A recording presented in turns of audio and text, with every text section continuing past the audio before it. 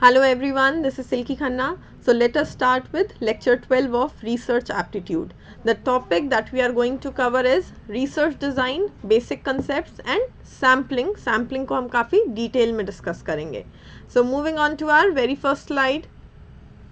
सबसे पहले बात करते हैं रिसर्च डिज़ाइन की. इसके काफ़ी कंपोनेंट्स हम ऑलरेडी स्टडी कर चुके हैं.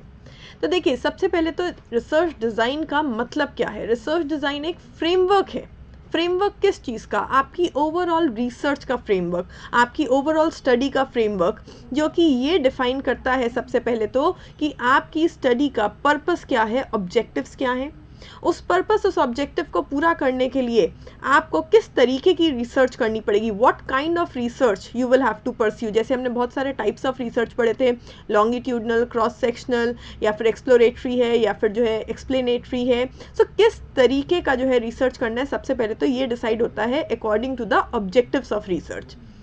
उसके बाद एक्सपेरिमेंटल है कि नॉन एक्सपेरिमेंटल है. एक्सपेरिमेंटल है तो कौन से वाले जो है एक्सपेरिमेंटल रिसर्च डिज़ाइन इस्तेमाल करने हैं. भाई लैटिन स्क्वायर इस्तेमाल होगा या प्री टेस्ट पोस्ट टेस्ट वाले इस्तेमाल होंगे. हमने बहुत सारे एक्सपेरिमेंटल रिसर्च डिज़ाइंस पढ़े थे.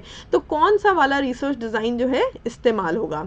उसके बाद जो है डाटा कैसे कलेक्ट किया जाएगा, किस टाइम फ्रेम में कलेक्ट किया जाएगा, और हमारी सैम्पलिंग टेक्निक क्या होगी, हमारे इंस्ट्रूमेंट्स ऑफ डाटा कलेक्शन क्या होंगे, हम स्टैटिस्टिकल एनालिसिस किस तरीके से करेंगे. सो बेसिकली देखा जाए तो स्टेप बाय स्टेप हम रिसर्च में जो भी काम करते हैं उसके ऊपर डिसीजन लेना कि वो काम किस तरीके से किया जाएगा, वो रिसर्च डिज़ाइन कहलाता है. सो इट इज़ अ फ्रेमवर्क जिसमें हम ये डिसाइड करते हैं कि हमारी रिसर्च का क्या ऑब्जेक्टिव है, हमारी स्टडी का पर्पस क्या है, और उस पर्पस को फुलफिल करने के लिए what methods of data collection, what methods of sampling, what methods of statistical analysis, what kind of experimental designs etcetera we will have to use.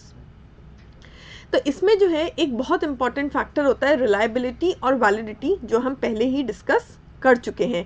क्योंकि हम जो है डाटा कलेक्शन के लिए कोई भी टूल अगर इस्तेमाल करते हैं तो उस टूल की, उस इंस्ट्रूमेंट की रिलायबिलिटी और वैलिडिटी होना बहुत ज़रूरी है. सो बेसिकली कहने का मतलब है कुछ फैक्टर्स ऐसे हैं रिसर्च डिज़ाइन के जो हम ऑलरेडी स्टडी कर चुके हैं, जैसे कि टाइप्स ऑफ रिसर्च या फिर कौन कौन से एक्सपेरिमेंटल रिसर्च डिज़ाइंस होते हैं. ये सब चीज़ें हम स्टडी कर चुके हैं. अब जो हम इस लेक्चर से स्टार्ट कर रहे हैं वो बेसिकली स्टार्ट कर रहे हैं कि डाटा किस तरीके से कलेक्ट किया जाएगा, सैम्पलिंग कैसे करेंगे, हाइपोथेसिस कैसे फ्रेम होते हैं, और स्टैटिस्टिकल कंक्लूजन्स कैसे निकाले जाते हैं. So basically now we are moving on to more practical part. तो देखिए, सबसे पहले तो what are the features of a good design. एक अच्छे रिसर्च डिज़ाइन को किन बातों को ध्यान में रख के बनाया जाना चाहिए, फ्रेम किया जाना चाहिए. सबसे पहले flexibility. Why not rigid, why not fixed. Flexible क्यों होना चाहिए है? क्योंकि जब एक रिसर्चर रिसर्च स्टार्ट करता है तो ऐसा नहीं कि उसको सारी इन्फॉर्मेशन, सारा डाटा, सारी नॉलेज पहले से है. जब वो रिसर्च परस्यू करेगा तो बहुत सारे फैक्ट्स ऐसे होंगे जो उसको पहले से नहीं पता होंगे और आगे चल के वो लाइमलाइट में आएंगे, तो उसके अकॉर्डिंग हो सकता है उसको अपने डिज़ाइन में थोड़े से चेंजेस करने पड़े. तो इसलिए जो रिसर्च डिज़ाइन है वो थोड़ा सा फ्लेक्सिबल रखना चाहिए है. Next, appropriate. appropriate according to what? appropriate according to the objective of your study. भाई रिसर्च डिज़ाइन तभी अच्छा माना जाएगा, तभी इफेक्टिव माना जाएगा जब वो हमारी रिसर्च के ऑब्जेक्टिव्स को, उसके पर्पस को फुलफिल कर सके. सो हम किस तरीके से इंफॉर्मेशन ऑब्टेन कर रहे हैं, यानी कि हमारे डाटा कलेक्शन के तरीके क्या है, हमारी सैम्पलिंग टेक्निक क्या है, वो ऐसी होनी चाहिए है जिससे हमारे पास जो डाटा आए उसकी वजह से हम जो हाइपोथेसिस टेस्ट करना चाह रहे थे वो हाइपोथेसिस हम टेस्ट कर पाएँ, हम अपनी रिसर्च के ऑब्जेक्टिव्स को पूरा कर पाएँ. इसके साथ साथ availability and skills of the researcher. भाई जो स्टैटिस्टिकल टूल्स आप लगाने जा रहे हैं या जिन इंस्ट्रूमेंट्स के थ्रू आप डाटा कलेक्ट कर रहे हैं उसकी नॉलेज रिसर्चर को होनी चाहिए है. जो रिसर्च डिज़ाइंस आप इस्तेमाल कर रहे हैं, आप क्वालिटेटिव या क्वांटिटेटिव रिसर्च यूज़ कर रहे हैं, आप एक्सपेरिमेंटल या नॉन एक्सपेरिमेंटल डिज़ाइंस पे जा रहे हैं, whatever you are doing, researcher के पास स्किल होना चाहिए है उस पर्टिकुलर डिज़ाइन को अप्लाई करने का, उसको यूज़ करना आता हो, अप्लाई करना आता हो. फिर ऑब्वियस सी बात है ऑब्जेक्टिव क्लियर होना चाहिए है, तभी हम डिसाइड कर सकते हैं कि हम किस टाइप की रिसर्च कर रहे हैं, कौन सा मेथड हम इस्तेमाल करेंगे, कैसे हम डाटा कलेक्ट करेंगे. नेचर ऑफ द प्रॉब्लम वो भी बिल्कुल क्लियर होना चाहिए है. And most important thing, time and money. Time जो है अनलिमिटेड नहीं होता है किसी भी रिसर्च के लिए. तो रिसर्च का टॉपिक ऐसा हो जो एक लिमिटेड टाइम फ्रेम में लिमिटेड एक्सपेंसेस के साथ जो है फुलफिल किया जा सके, सक्सेसफुली कंप्लीट किया जा सके. सो बेसिकली हमारा रिसर्च डिज़ाइन ऐसा होना चाहिए है जो कि इन सारे फैक्टर्स को ध्यान में रखते हुए फ्रेम किया जाए. Next, efficient. एफिशिएंट वो होता है जो हमारे ऑब्जेक्टिव्स को फुलफिल कर पाएगा। हमारे रिसर्च के जो भी ऑब्जेक्टिव्स हैं वो फुलफिल हो जाएंगे तो हम कहेंगे कि हाँ भाई हमारा रिसर्च डिज़ाइन जो है वो इफ़ेक्टिव था, एफिशिएंट था। एंड इकोनॉमिकल, यानी कि हमारे पास जो टाइम और फंड के कंस्ट्रेंट्स होते हैं उनको ध्यान में रखते हुए रिसर्च डिज़ाइन फ्रेम किया जाए। अनलिमिटेड टाइम, अनलिमिटेड फंड्स किसी भी रिसर्चर के पास नहीं होते हैं। सो ऐसा हो हमारा रिसर्च डिज़ाइन जो लिमिटेड टाइम और लिमिटेड फंड्स के साथ सक्सेसफुली हमारी रिसर्च के ऑब्जेक्टिव्स को फुलफिल कर पाए, उसको हम बोलेंगे कि वो अच्छा रिसर्च डिज़ाइन है। अच्छा, इसके अलावा देखिए क्या इंपॉर्टेंट फैक्टर्स होने चाहिए रिसर्च डिज़ाइन के कंपोनेंट्स में। सबसे पहले तो neutrality, then reliability, validity and generalisation, ये चारों बहुत इंपॉर्टेंट फैक्टर्स हैं।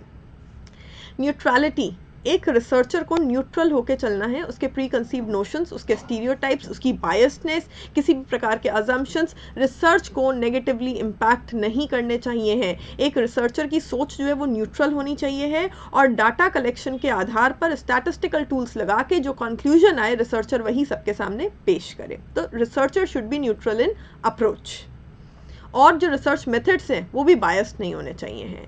Next, reliability and validity. अब मैं इसको ज़्यादा डीपली एक्सप्लेन नहीं कर रही हूँ बिकॉज ये ऑलरेडी मैंने डिटेल में आपको पढ़ा दिया है कि रिलायबिलिटी क्या होती है, वैलिडिटी क्या होती है।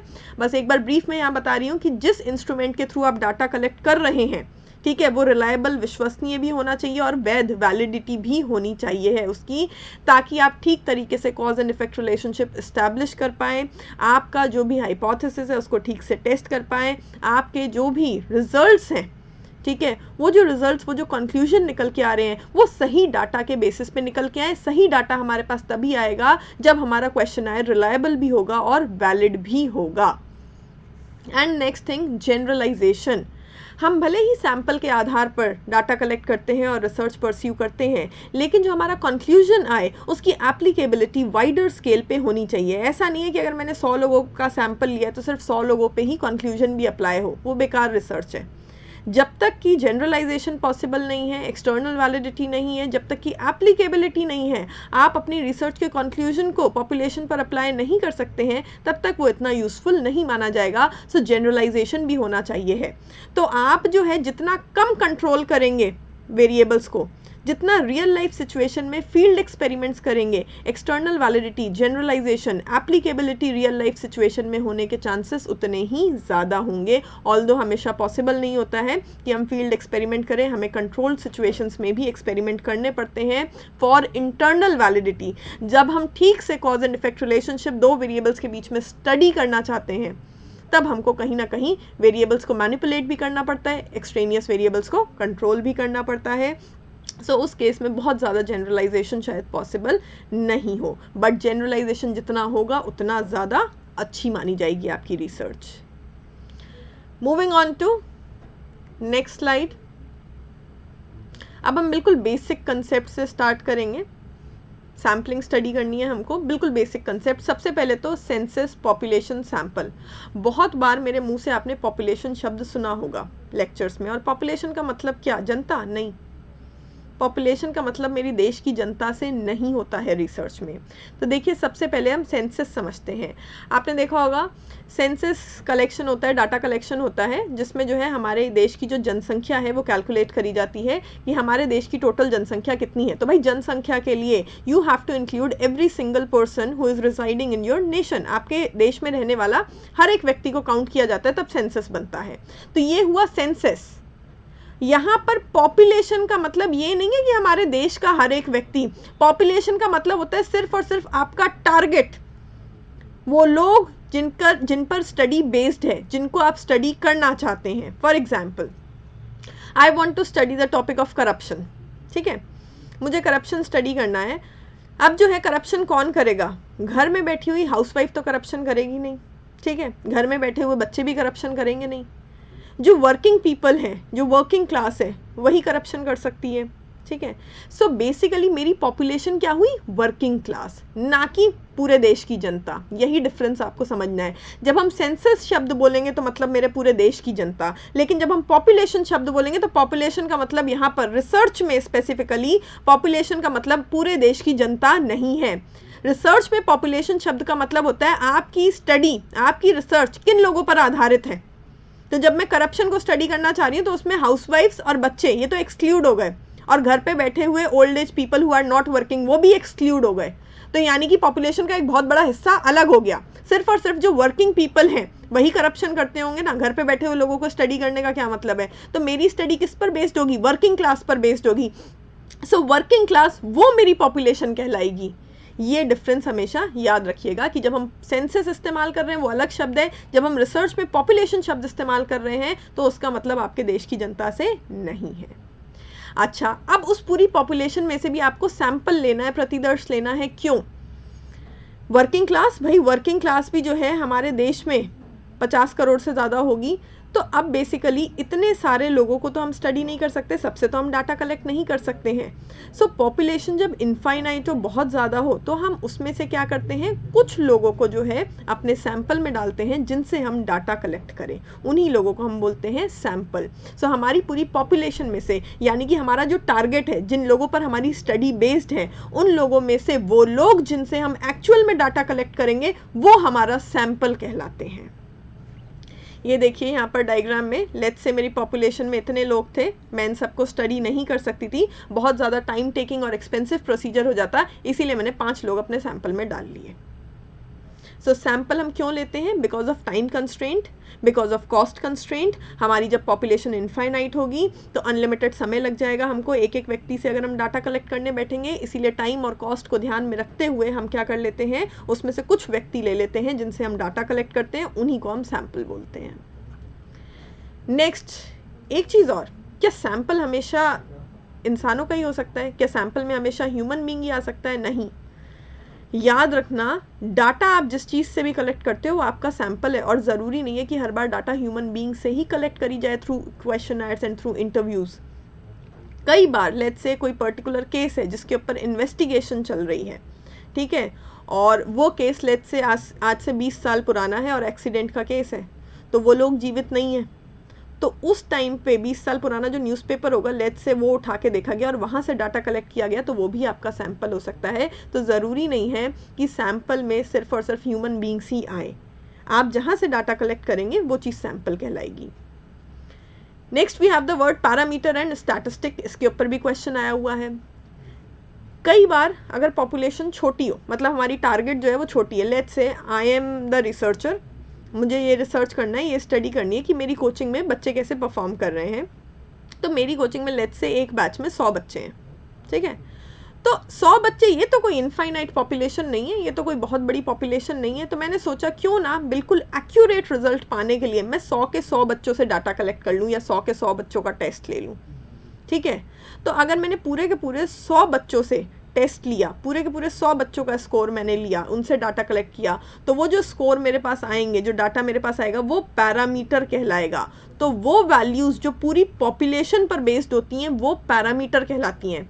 और अगर मैं पूरे के पूरे 100 बच्चे नहीं लेती, मैं कहती भाई बहुत टीडियस काम हो जाएगा पूरे के पूरे 100 बच्चों का टेस्ट लूँ, तो मैंने क्या किया, 100 में से 10 बच्चे ले लिए सैंपल के तौर पे, उन 10 बच्चों का स्कोर चेक कर लिया कि ये कैसा परफॉर्म कर रहे हैं। अब उन 10 बच्चों का जो स्कोर होगा वो स्टैटिस्टिक कहलाएगा।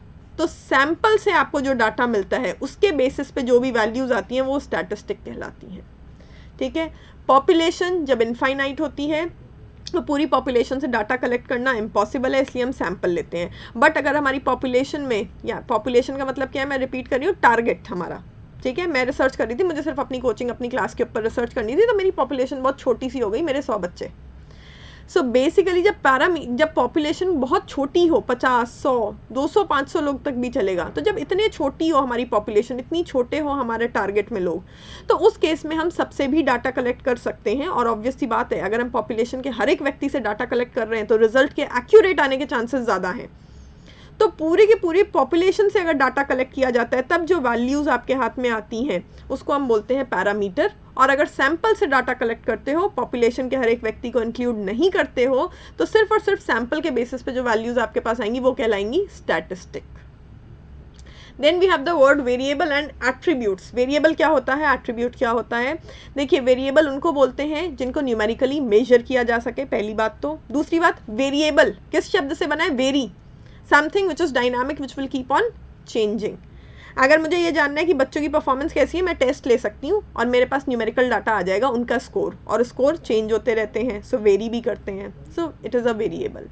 मुझे बच्चों की हाइट चेंज करनी है, बच्चों की हाइट बढ़ती रहती है, कम तो नहीं होगी, सॉरी, बढ़ती रहती है, so that is something which will also very, वो चेंज होती रहेगी, ठीक है। ऐसे ही वेट तो कम भी हो सकता है, ज़्यादा भी हो सकता है, घट बढ़ सकता है, तो वो भी एक वेरिएबल है, ठीक है। लेकिन वेरिएबल की सबसे इंपॉर्टेंट कैरेक्टरिस्टिक क्या है कि वो न्यूमेरिकली मेजरेबल होगी ना, जो चीज़, उसी को हम वेरिएबल बोलते हैं। आप हाइट को मेजर कर सकते हो न्यूमेरिकली, आप वेट को मेजर कर सकते हो, बच्चों का स्कोर क्या है टेस्ट में मेजर कर सकते हो, इसीलिए ये सारी चीज़ें वेरिएबल कहलाएंगी। एट्रीब्यूट क्वालिटेटिव कैरेक्टरिस्टिक्स जिनको न्यूमेरिकली मेजर नहीं किया जा सकता, सिर्फ और सिर्फ आप ऑब्जर्व कर सकते हैं। मेरी क्लास के बच्चे कितने ऑनेस्ट हैं, या लेट्स से मेरी क्लास में बच्चों का बिहेवियर कैसा है, वो कितने डिसिप्लिन्ड है, I can not measure these things numerically, मैं सिर्फ और सिर्फ ऑब्जर्व कर सकती हूँ, तो ऐसे फैक्टर्स को हम बोलते हैं एट्रीब्यूट, ठीक है। अच्छा, एक और चीज़ अब वेरिएबल में कुछ वेरिएबल्स होते हैं डिस्क्रीट और कुछ होते हैं continuous. So what is the difference between discrete and continuous, इससे भी क्वेश्चन आया हुआ है आपके एग्जाम में एक बार, फर्स्ट पेपर में ही।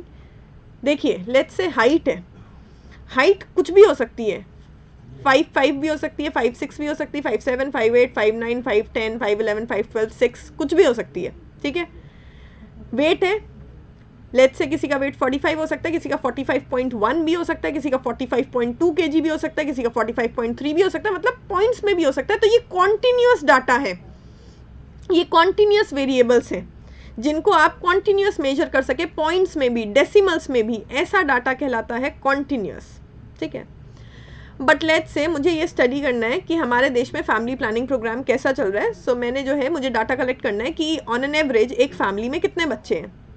तो भाई एक फैमिली में या तो एक बच्चा होगा, या 2 होंगे, या 3 होंगे, या 4 होंगे, 1.5, 2.5, ऐसे तो कुछ नहीं हो सकता, तो ये डिस्क्रीट डाटा होगा। सो डिस्क्रीट डाटा जिसमें डेसिमल्स में आपके पास वैल्यू नहीं आ सकती, वो डिस्क्रीट डाटा है। Let's say I am investigating कि ऑन एन एवरेज हाईवे पर कितने एक्सीडेंट्स हो जाते हैं, तो एक्सीडेंट 1 होगा, या 2 होगा, या 3, या 4, या 0, पॉइंट्स में तो नहीं हो सकता, 1.5 एक्सीडेंट, 2.5 एक्सीडेंट, ऐसे तो नहीं हो सकता, तो ये डिस्क्रीट डाटा है।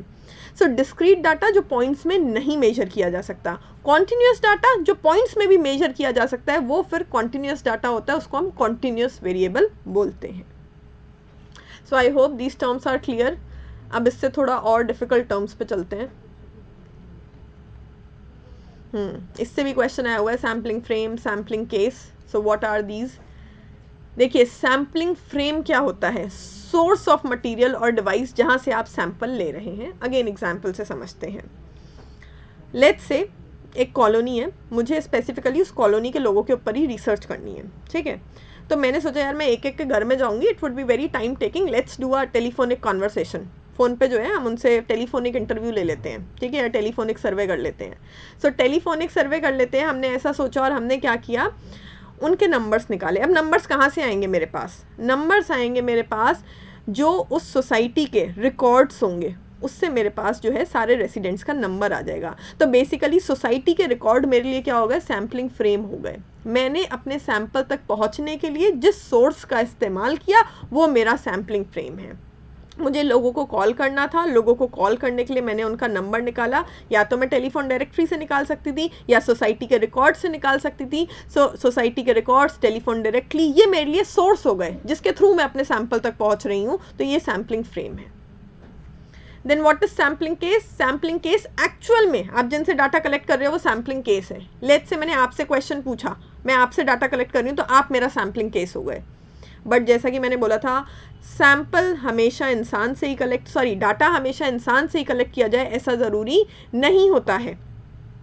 वो मैंने आपको एक्सीडेंट वाला बताया कि लेट्स से एक्सीडेंट 20 साल पहले हुआ था, उस पर कोई इन्वेस्टिगेशन, कोई स्टडी चल रही है और वो लोग अब जीवित नहीं है, तो उस टाइम का जो न्यूज़पेपर था, उस टाइम का 20 साल पहले के जो पुलिस रिकॉर्ड्स थे, वो मेरे लिए सैम्पलिंग केस हो जाएंगे, क्योंकि वो मेरे लिए डाटा का काम करेंगे। सो याद रखना, सैम्पलिंग केस जिनसे आप डाटा ले रहे हो, ज़रूरी नहीं है कि it is always human beings, it can be anything, newspaper हो गया, पुलिस रिकॉर्ड्स हो गए, कुछ भी हो सकता है। Then we have the term unrestricted sample and restricted sample. इसको मैं आगे और डिटेल में पढ़ाऊंगी, क्योंकि जब हम टाइप्स ऑफ सैम्पलिंग पढ़ लेंगे तो ये ज़्यादा बेहतर तरीके से समझ में आएगा। अभी मैं ब्रीफ में समझाती हूँ क्या होता है। देखो, अनरिस्ट्रिक्टेड शब्द में ही क्या है, अनरिस्ट्रिक्टेड, किसी प्रकार का रिस्ट्रिक्शन नहीं हो, किसी प्रकार का कंट्रोल नहीं हो। सो हम सैंपल लेते हैं अपनी पॉपुलेशन से।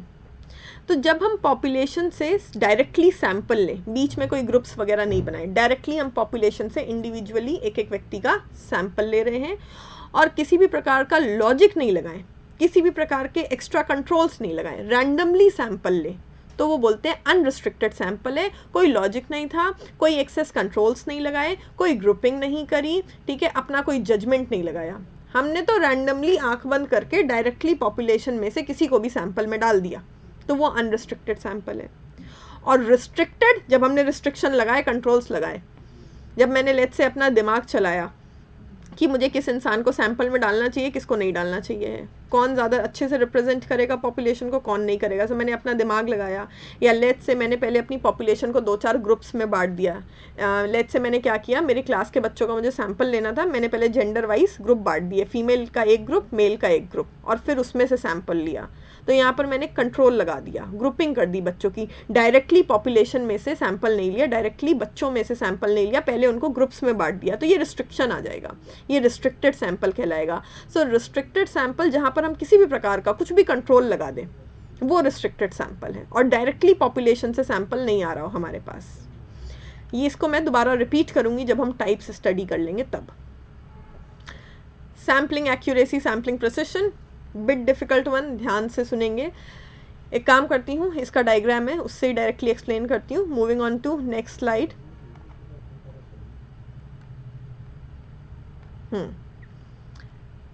सो सैम्पलिंग प्रिसिशन क्या होता है, सैम्पलिंग एक्यूरेसी क्या होती है, उसको समझने के लिए पहले ये डायग्राम देखिए आप। लेट्स से मुझे जो है कोई चीज़ मेजर करनी है, उसका एक्चुअल मेजरमेंट ये है, सेंटर वाला, ठीक है। या लेट्स से हम डार्ट गेम खेल रहे हैं, एरो मार रहे हैं, एक्यूरेसी जब एग्जैक्टली बीच में डार्ट लगेगा तो वो कहलाएगा कि एक्यूरेट है।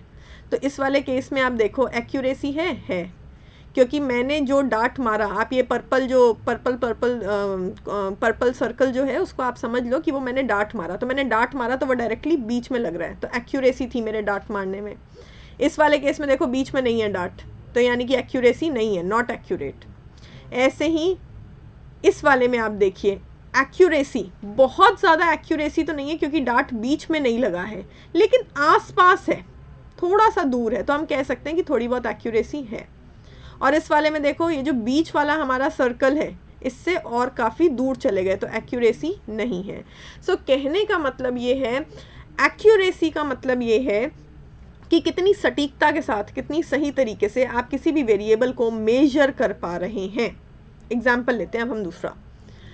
लेट्स से बच्चों का वेट मेजर किया जा रहा है, ठीक है, तो वेइंग मशीन है, वेइंग मशीन पे जो है बच्चे को खड़ा किया गया, तो वेइंग मशीन बच्चे का वेट बता रही है कि 50 kgs है, ठीक है। अच्छा, उसके बाद जो है दोबारा से आपने जो है बच्चे का वेट मेजर किया। अब दोबारा से जब आप बच्चे का वेट मेजर कर रहे हो तो वो बता रही है 50.2, तीसरी बार मेजर किया बता रही है 49.8, है 50 के आसपास ही, लेकिन 0.2 0.1 का फ़र्क आ रहा है हर बार, ठीक है। तो हम क्या बोलेंगे कि एक्यूरेसी है या नहीं है। टू एन एक्सटेंट एक्यूरेसी है, वेरिएशन आ रहा है लेकिन थोड़ा बहुत आ रहा है, ठीक है। तो बेसिकली अगर यही वेरिएशन बढ़ता चला जाए, कभी तो मशीन दिखा रही 50, कभी दिखा रही 52, कभी दिखा रही 48, कभी दिखा रही 46, कभी 55, तो मतलब एक्यूरेसी ख़त्म होती जा रही है, ये तो बहुत ज़्यादा वेरिएशन आ रहा है ना। दूसरी बात, वेरिएशन दोनों डायरेक्शन में आ रहा है, कभी 50 से ज़्यादा वेट दिखा रही है, कभी 50 से कम दिखा रही है। सो एक्यूरेसी का मतलब है कि आप जिस चीज़ को मेजर कर रहे थे, आप उसको कितनी सटीकता से, कितनी एक्यूरेटली मेजर कर पा रहे हैं, ठीक है। अब आप एक चीज़ दिमाग लगाइए कि नॉर्मली जब हम लोग भी वेट करते हैं और वेइंग मशीन पे खड़े होते हैं, अगर आप सिर्फ 2 सेकंड के गैप में ही खड़े हो तो भी क्या हमेशा 50 का 50 दिखाती है? वो जो नंबर दिखा देती है उस वाली वेइंग मशीन की बात नहीं कर रही हूँ मैं, जिसमें कांटा होता है। वो कांटा कभी 50 पे रुकता है, कभी 50.1 पे रुकता है, कभी 49.8 पे रुकता है, तो इतना वेरिएशन चलता है, ठीक है। सो बेसिकली कहने का मतलब ये है कि यहाँ पर मशीन ख़राब नहीं थी, मशीन की गलती नहीं थी।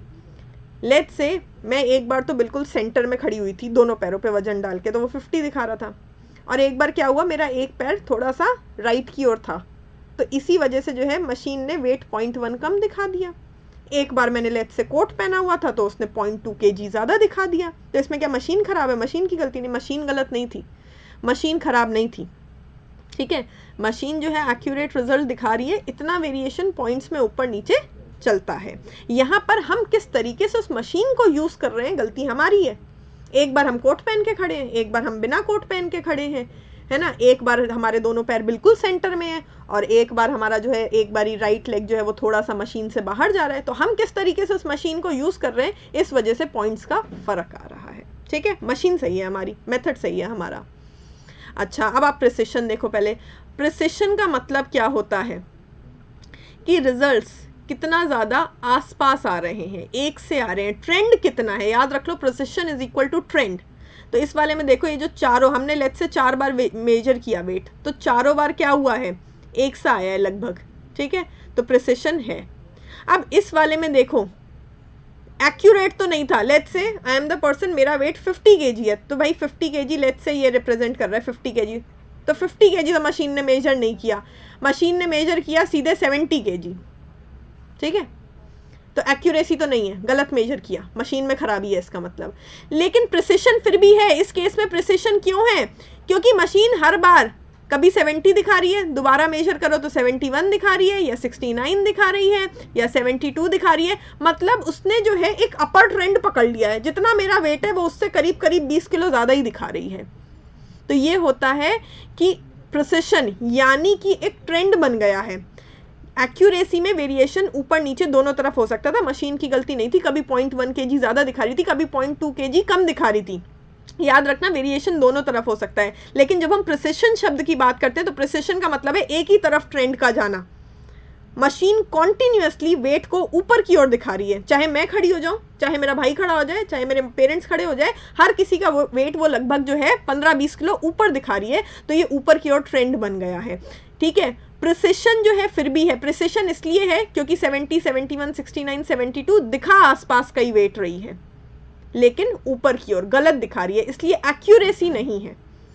एग्जैक्टली वेट कितना होना चाहिए है ये वो नहीं बता रही है, ये सिर्फ जो है ऊपर की ओर ट्रेंड दिखा रही है। अब इस थर्ड वाले डायग्राम में आप देखो, एक्यूरेसी थोड़ी बहुत है क्योंकि जो एक्चुअल वेट होना चाहिए है उसके पास के मेजरमेंट आ रहे हैं, लेकिन प्रिसिशन नहीं है क्योंकि आपस में वो बहुत अलग अलग आ रहे हैं। लेट्स से वेट था 50 kg एक्चुअल वेट, ठीक है। तो 50 तो दिखाया नहीं मशीन ने एक बार भी। एक बारी जो है उसने दिखा दिया लेट्स से 55, सॉरी इस वाले में एक्यूरेट है, एक्यूरेसी एग्जैक्ट नहीं बैठेगी लेकिन थोड़ा बहुत आसपास बैठेगी। कैसे वो मैं दिखा रही हूँ। लेट्स से एक बार उसने दिखाया 55, एक बार उसने दिखाया 45, एक बार दिखाया 47, एक बार उसने दिखाया 52।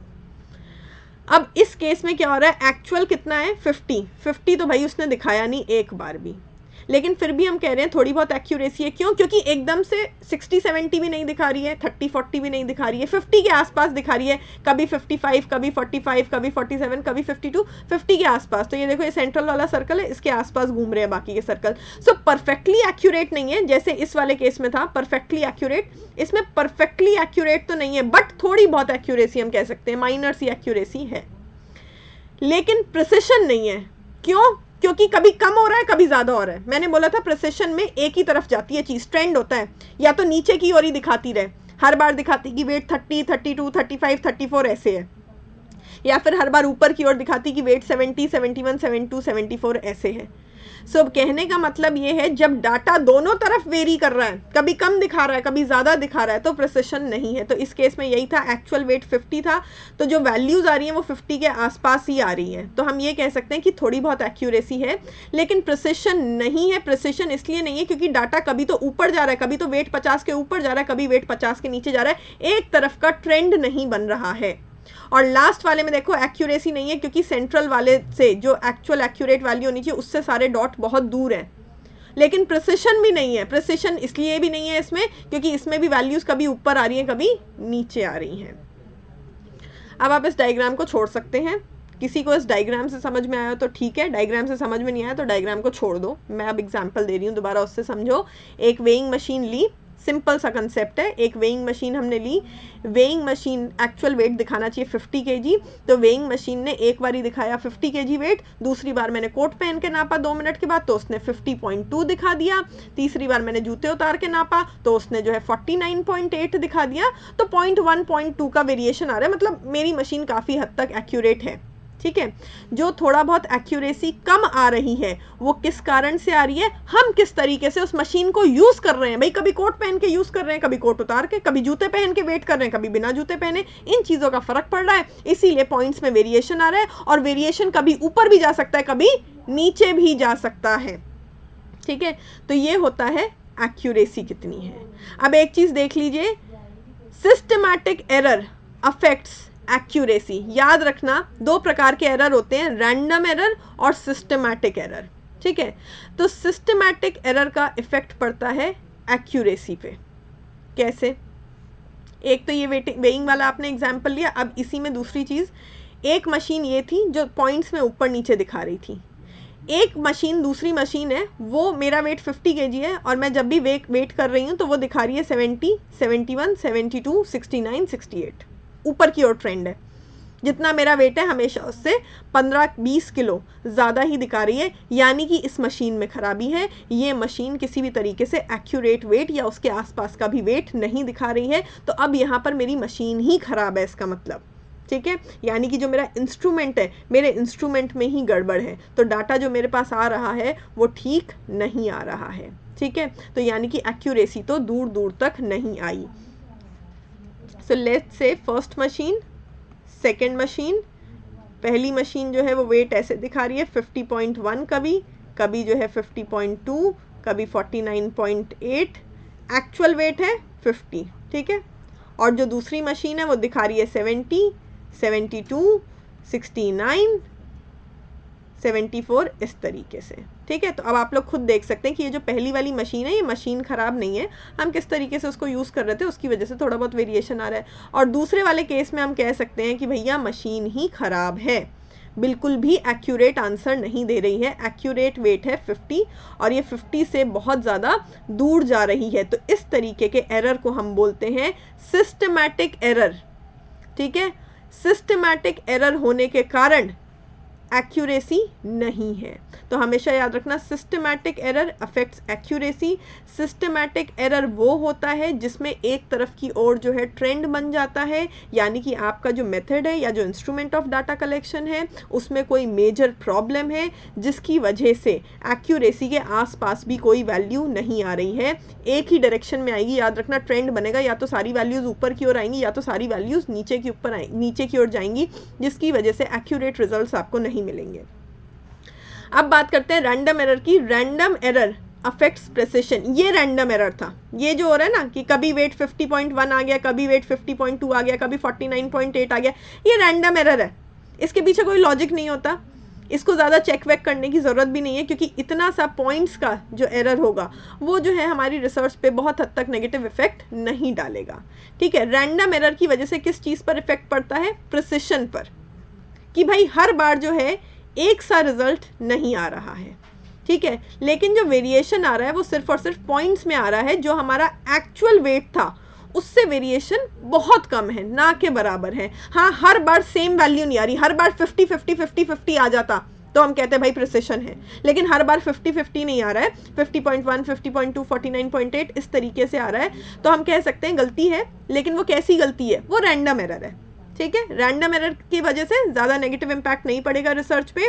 रैंडम एरर मशीन की खराबी की वजह से या डाटा कलेक्शन में खराबी की वजह से नहीं हो रहा है, वो हम किस तरीके से उस मशीन को यूज़ कर रहे हैं उसकी वजह से जो है थोड़ा बहुत वेरिएशन आ रहा है, इसकी वजह से एक्यूरेसी पर इफेक्ट नहीं पड़ रहा है। देखो भाई, अगर 50 है एक्चुअल और उसको मेजर कर लिया 50.1 या 50.2, तो एक्यूरेसी के ऊपर कोई खास फर्क नहीं पड़ेगा, सिर्फ और सिर्फ प्रिसिशन पर फर्क पड़ रहा है। प्रिसिशन मतलब अगेन मैं रिपीट कर देती हूँ कि भाई हर बार 50 का 50 मेजर नहीं हो रहा है, कभी 50.1 कभी 50.2 हो रहा है।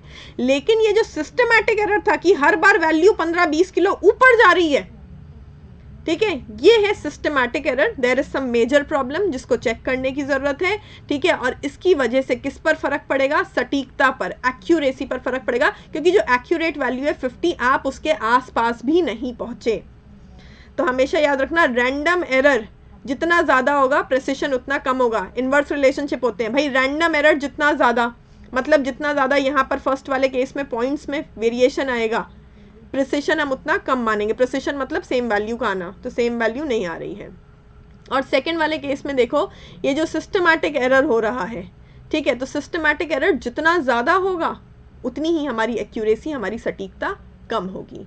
या तो मशीन में खराबी है या किसी प्रकार का मेजर बायस्डनेस हुआ है जिसकी वजह से इतने खराब रिजल्ट्स आ रहे हैं। लेकिन याद रखना ये ज़्यादातर एक ही डायरेक्शन में होते हैं। अब हम यहाँ पर डिफरेंसेस को स्टडी करते हैं। देखिए सबसे पहली चीज़ तो रैंडम एरर क्यों होता है, एग्जाम्पल से ही, एग्जाम्पल कोई दिमाग में रख के समझिएगा नहीं तो कंफ्यूज हो जाएंगे। रैंडम एरर क्यों होता है, कोई भी अनसर्टेन चेंजेस, जैसे कि मैंने आपको एग्जाम्पल दिया, मैंने कोट पहन के वेट नापा, मैंने जूते उतार के वेट नापा, तो पॉइंट्स का फर्क आना तो लाजमी है। तो ये अनसर्टेन चेंजेस होते हैं और इतना नेगेटिव इम्पैक्ट नहीं डालेंगे। सिस्टमैटिक एरर कॉन्स्टेंट एरर है, ठीक है, हर बार वेट 70 के ऊपर जा रहा है या 65 के ऊपर जा रहा है, या लेट्स से ऐसा भी हो सकता था हर बार मशीन वेट दिखाती 70 70 70 70, तो यानी कि प्रिसिशन तो था, हर बार एक ही वेट दिखा रही है एग्जैक्टली सेम, तो प्रिसिशन तो था, बिल्कुल प्रिसाइज दिखा रही है हर बार 70। लेकिन भैया एक्यूरेसी कहाँ है, एक्यूरेट वेट तो 50 है, वो हर बार 70 दिखा रही है, यानी कि सिस्टमैटिक एरर है, कोई बड़ी गड़बड़ है जिसको ठीक करने की ज़रूरत है। ये कॉन्स्टेंट एरर है और इसकी वजह से रिजल्ट्स एक्यूरेट नहीं आएंगे। कॉजेस रैंडम एरर में environmental limitation of the instrument. अब यहाँ पर इन्वायरमेंटल लिमिटेशन का मतलब है, लेट्स से आप किसी भी वेइंग मशीन पे खड़े होते हैं, वो कांटा ऐसे ऐसे हिलता रहता है वेइंग मशीन का, वो रुकने में थोड़ा सा समय लेता है, उसको एग्जैक्टली रीड करना कई बार मुश्किल हो जाता है, या वो एग्जैक्टली कहाँ पर रुक रहा है देखना थोड़ा मुश्किल हो जाता है, तो ये थोड़ी सी लिमिटेशंस होती हैं। लेकिन सिस्टमैटिक एरर में क्या कारण है, incorrect calibration and incorrectly using the apparatus. सिर्फ आपने गलत तरीके से एपरेटस को इस्तेमाल नहीं किया, इनकरेक्ट कैलिब्रेशन भी है, ठीक है। गलत यूज तो आप फर्स्ट केस में भी कर सकते थे, इनकरेक्ट कैलिब्रेशन एपरेटस जो है उसके डिज़ाइन में ही कोई प्रॉब्लम है भाई, मे बी उसके अंदर कोई इनबिल्ट फॉल्ट है जिसकी वजह से वो ऐसा दिखा रहा है। मिनिमाइज कैसे करें, रैंडम एरर को कम करने के लिए रिपीटेडली बार बार टेस्ट रीटेस्ट बार बार रिपीट करो। अगर मुझे श्योरिटी नहीं हो रही है कि मेरा वेट 50.1 है 50.2 है, तो 10 बार वेट करके देख लो भाई, 10 में से 5 बार जो आ जाएगा वही तुम्हारा एक्चुअल वेट है, बार बार रिपीट कर लो। लेकिन सिस्टमैटिक एरर में तो आप कितनी भी बार रिपीट कर लो वो वेट 70 kg दिखा रहा है, तो इस केस में क्या करना पड़ेगा, जो एपरेटस है यानी कि हमारा एपरेटस वेइंग मशीन थी उसका पूरा डिज़ाइन चेंज करना पड़ेगा, उसके अंदर जो टेक्निकल एरर है उसको फाइंड आउट करना पड़ेगा। हम रिसर्च के केस में कह सकते हैं कि हम जिस तरीके से डाटा कलेक्ट कर रहे थे, हमारे जो इंस्ट्रूमेंट ऑफ डाटा कलेक्शन थे, हो सकते हैं हमें वो चेंज करनी पड़े। मैग्नीट्यूड ऑफ एरर, एरर कितना आएगा, तो देखो रैंडम वाले में वेरी करेगा, इसीलिए मैंने आपको बोला कि अगर 50 एक्यूरेट है तो 50 से ऊपर भी जा रही है वैल्यू 50.1 50.2 और उसके नीचे भी आ रही है 49.8, तो दोनों डायरेक्शन में वेरी कर सकता है। देखिए अकर इन बोथ द डायरेक्शंस। सो यहाँ पर जो है क्या होगा, जो हमारा एरर आएगा वो दोनों डायरेक्शंस में आ सकता है, जो एक्यूरेट वैल्यू है उसके ऊपर भी जा सकता है, जो एक्यूरेट वैल्यू है उसके नीचे भी आ सकता है। लेकिन सिस्टमैटिक एरर में देखो ओनली इन वन डायरेक्शन, मैंने आपको बताया प्रिसिशन का मतलब ही क्या, ले लो एक ट्रेंड बन रहा है, ठीक है, अकर ओनली इन वन डायरेक्शन, सिर्फ और सिर्फ एक डायरेक्शन में वैल्यूज जा रही हैं, वो वैल्यूज लेट्स से ऊपर ही जा रही हैं या वो वैल्यूज हमेशा नीचे ही आ रही हैं। और कॉन्स्टेंट, मैंने आपको 2 केस बताए, एक तो ये कि वो 70 70 70 70 हर बार यही रीडिंग दे रहा है, एक 70 72 69 74, तो इसमें ऊपर की ओर ट्रेंड था। लेकिन ये कह रहे हैं कि कांस्टेंट, मतलब ज़्यादातर ऐसा होगा कि वैल्यू सेम आएगी 70 70 70 70, मशीन ख़राब है हर बार वो 20 किलो ऊपर दिखाएगी, हर बार कांस्टेंट वैल्यू देगी, ज़्यादातर ये केस होगा। बट ऐसा भी हो सकता है कि वो 70 72 69 74 ऐसा दिखाए, ट्रेंड ऊपर की हो रही है, दोनों केसेस हो सकते हैं, ठीक है। सो बेसिकली अब मैं बहुत ब्रीफ में दोबारा से आप लोगों को एक्सप्लेन कर देती हूँ। एक्यूरेसी का मतलब होता है कितना सही से मेजर किया गया है, जो एक्यूरेट वैल्यू थी वो आपके पास आई है कि नहीं आई है, ठीक है। और प्रिसिशन का मतलब होता है कि बार बार सेम वैल्यू आई है कि नहीं आई है, या फिर जब आप बार बार एक्सपेरिमेंट को रिपीट कर रहे हैं तो वैल्यूज़ किस हद तक एक दूसरे से अलग आ रही हैं। सो प्रिसिशन का मतलब है सेम वैल्यू आ रही है कि नहीं आ रही है, और एक्यूरेसी का मतलब है सही वैल्यू आ रही है कि नहीं आ रही है। बिल्कुल हिंदी में एक शब्द याद कर लो, एक्यूरेसी का मतलब सही वैल्यू आ रही है कि नहीं आ रही है, प्रिसिशन का मतलब हर बार सेम वैल्यू आ रही है कि नहीं आ रही है, ठीक है। और दोबारा से रैंडम एरर से किसके ऊपर इफेक्ट पड़ेगा? प्रिसिशन के ऊपर, क्योंकि जब हम किसी चीज़ को बार बार मेजर कर रहे हैं तो पॉइंट्स का फ़र्क आ रहा है, तो पॉइंट्स का भी अगर फ़र्क आ रहा है तो मतलब प्रिसिशन नहीं है, हर बार सेम वैल्यू नहीं मिल रही है।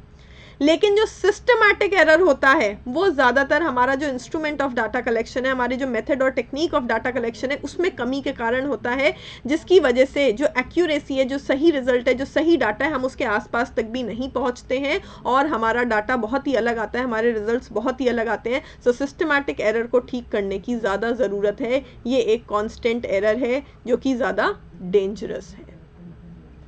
सो आई होप रैंडम और सिस्टमैटिक दोनों आपको ठीक से अब समझ में आ गए होंगे।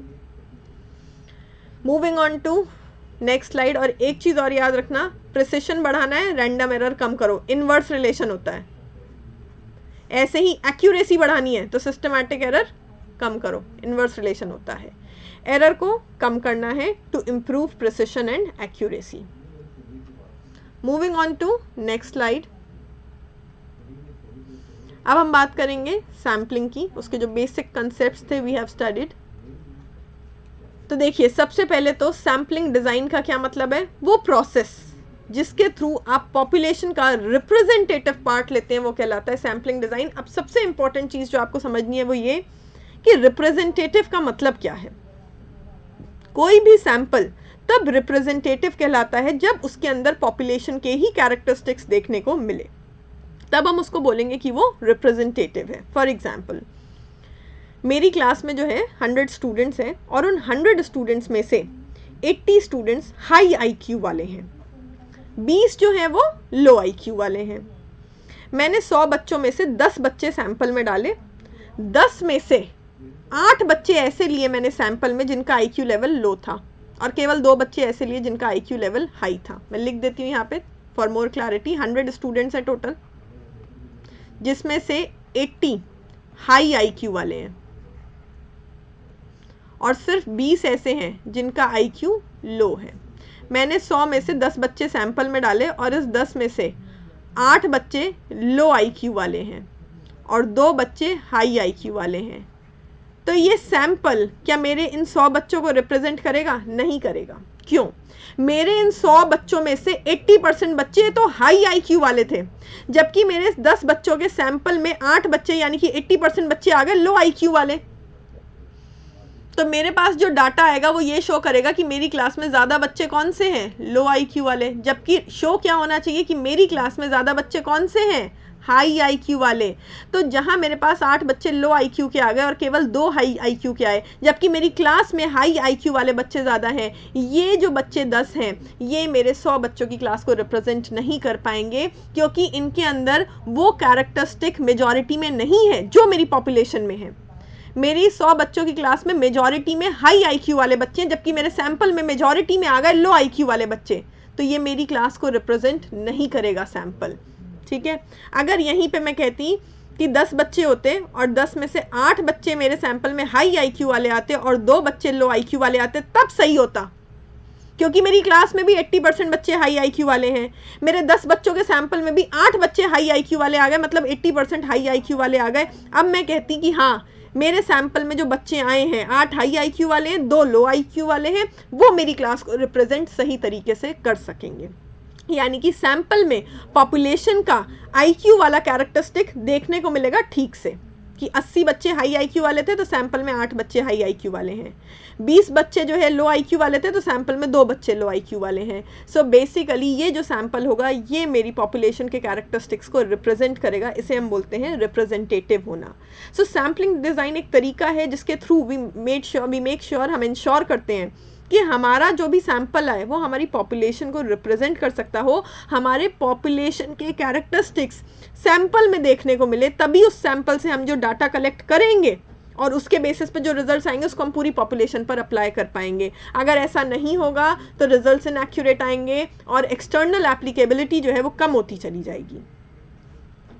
फिर देखिए, what are the essentials of a good sample. सबसे पहले रिप्रेजेंटेटिवनेस, जो मैंने आपको समझाया कि मेरे सैंपल में मुझे पॉपुलेशन के कैरेक्टरिस्टिक्स देखने को मिलने चाहिए हैं। एक और एग्जांपल देती हूँ।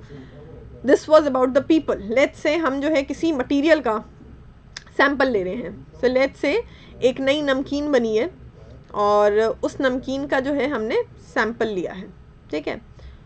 वो नमकीन जो है नॉर्मल टेस्ट है, ना मीठा ना खट्टा, नॉर्मल टेस्ट है, एवरेज है ना। और अभी वो जो है इन मेकिंग फेस है, वर्क इन प्रोग्रेस वाले फेस में। तो मैंने जो है 10 पैकेट उठा लिए सैंपल के तौर पर।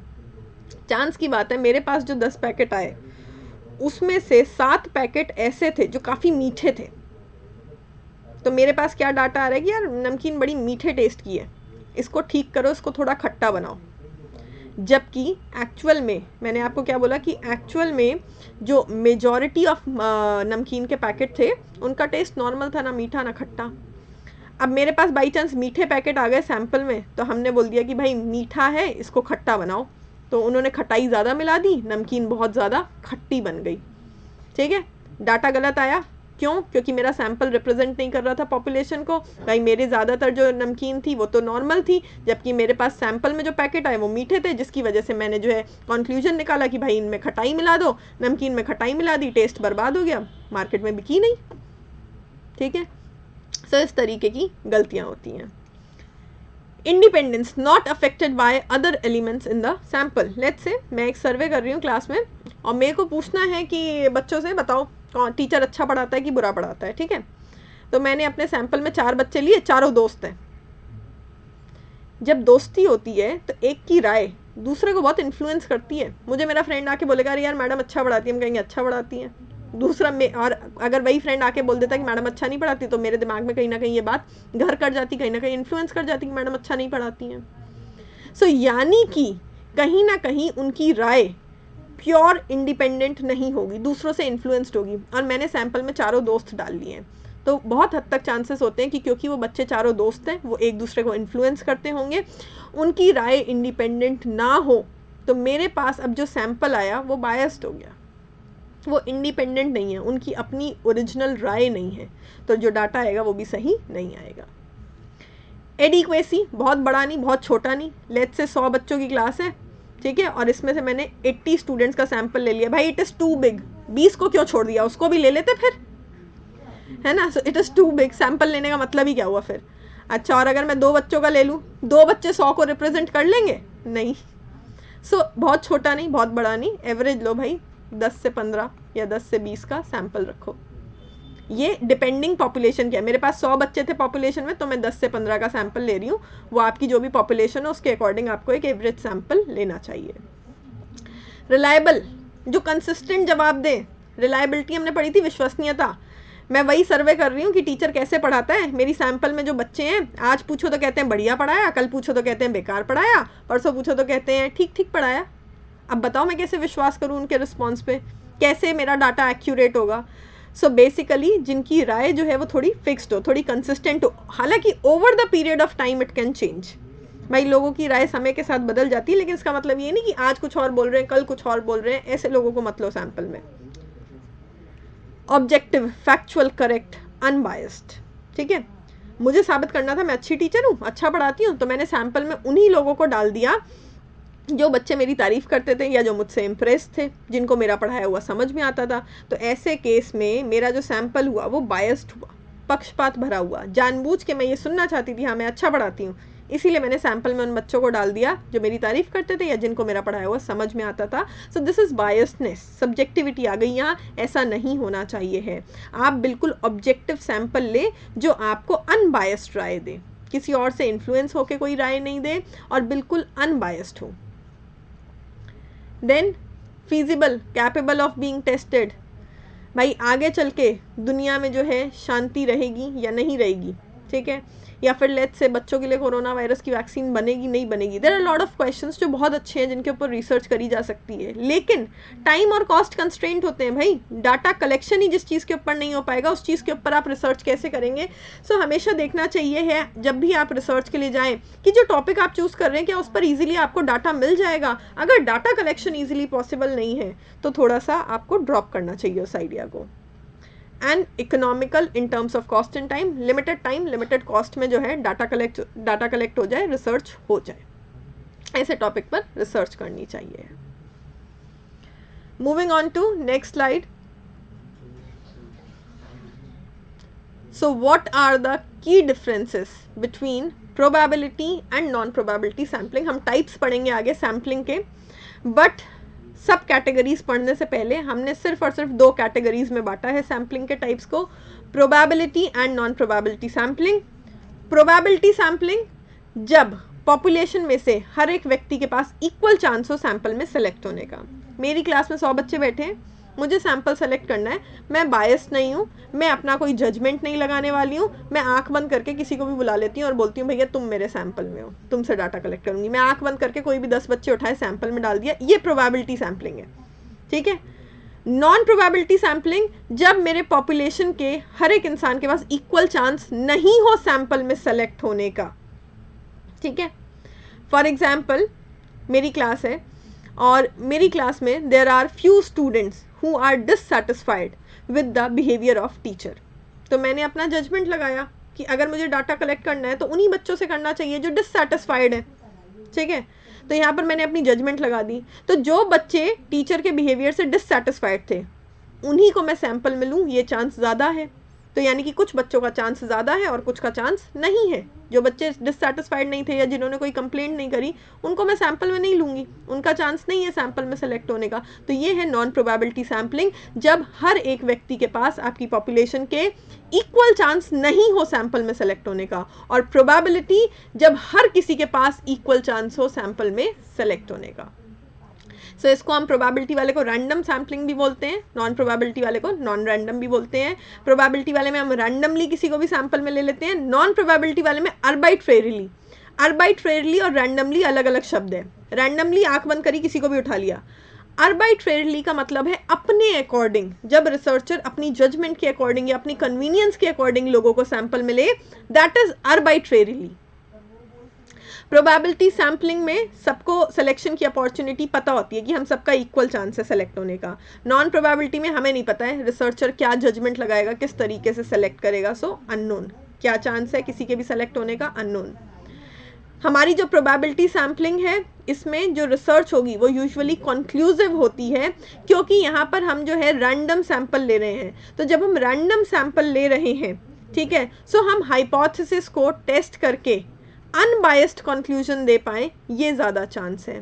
लेकिन नॉन प्रोबेबिलिटी सैम्पलिंग में हम अपनी कन्वीनियंस, एक रिसर्चर अपनी कन्वीनियंस के अकॉर्डिंग या अपने जजमेंट के अकॉर्डिंग अगर सैंपल ले रहा है तो वो यूजुअली जो है एक्सप्लोरेटरी स्टेज में लेता है। एक्सप्लोरेटरी स्टेज कब होती है, मैंने आपको बताया था starting stages of decision making. अभी उस टॉपिक के ऊपर ज़्यादा स्टडी हुई नहीं है, अभी वो टॉपिक जो है बिल्कुल स्टार्टिंग स्टेज में है, इनिशियल फेज में है, उसके ऊपर ज़्यादा डाटा अभी तक है ही नहीं, ठीक है। तो उस केस में यूजुअली क्या होता है, रिसर्चर उन्हीं लोगों को सैंपल में डालता है जिससे उन्हें उम्मीद हो कि डाटा, ज़्यादा डाटा मिल पाएगा।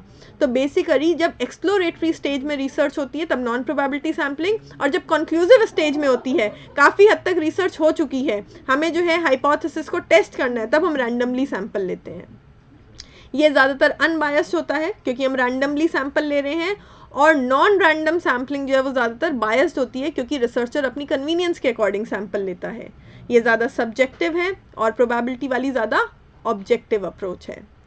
इन्फरेंसेस जो होंगे प्रोबेबिलिटी सैम्पलिंग में स्टैटिस्टिकल होंगे क्योंकि यहाँ पर हम स्टैटिस्टिकल टूल्स अप्लाई करेंगे। लेकिन नॉन प्रोबेबिलिटी सैम्पलिंग में एनालिटिकल इसलिए लिखा गया है, हम एक्सप्लोरेटरी स्टेज में हैं, हमने अपनी कन्वीनियंस के अकॉर्डिंग सैंपल लिया है, हम उस सैंपल के हर एक फैक्ट को डीपली स्टडी करना चाहते हैं, डीपली एनालाइज करना चाहते हैं, सेपरेट कर करके स्टडी करना चाहते हैं, सिर्फ कोई थ्योरी प्रूव नहीं करना चाहते हैं, इसलिए ज़्यादा डिटेल में, ज़्यादा डीपली एनालिटिकल होगा।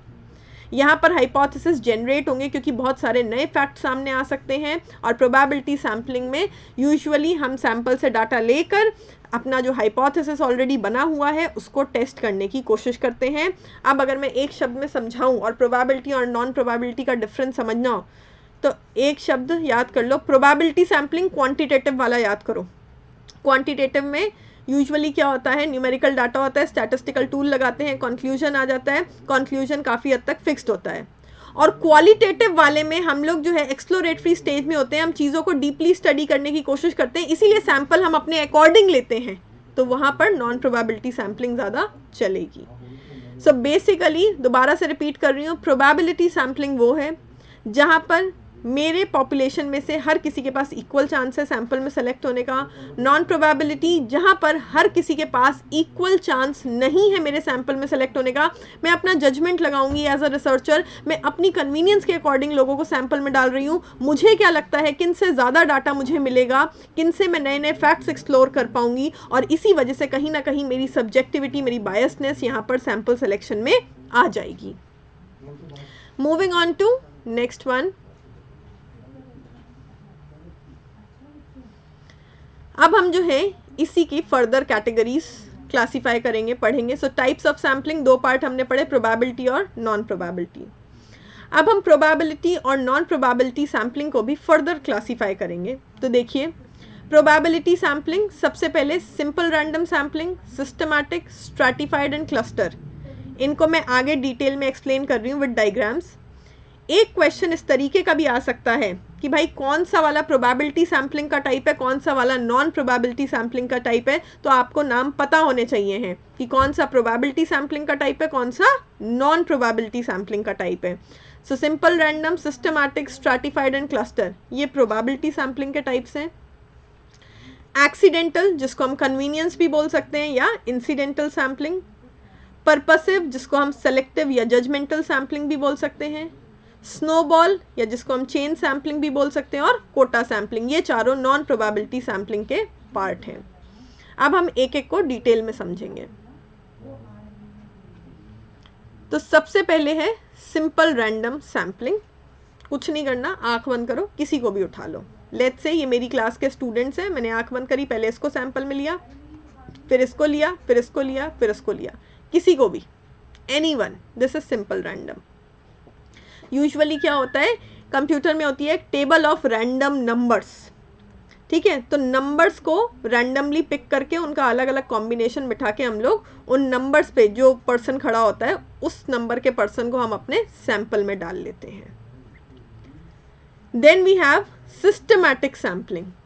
तो सिस्टमैटिक सैम्पलिंग में हम लोग क्या करते हैं, जो हमारा फर्स्ट पर्सन होगा सैंपल का उसको रैंडमली चूज करेंगे, लेकिन उसके बाद से एक ट्रेंड बना देंगे, एक सिस्टम बना देंगे। कैसे, let's say there were 9 students in my class, ठीक है, और मुझे इतना पता है कि मुझे सैंपल में 3 लोग डालने हैं।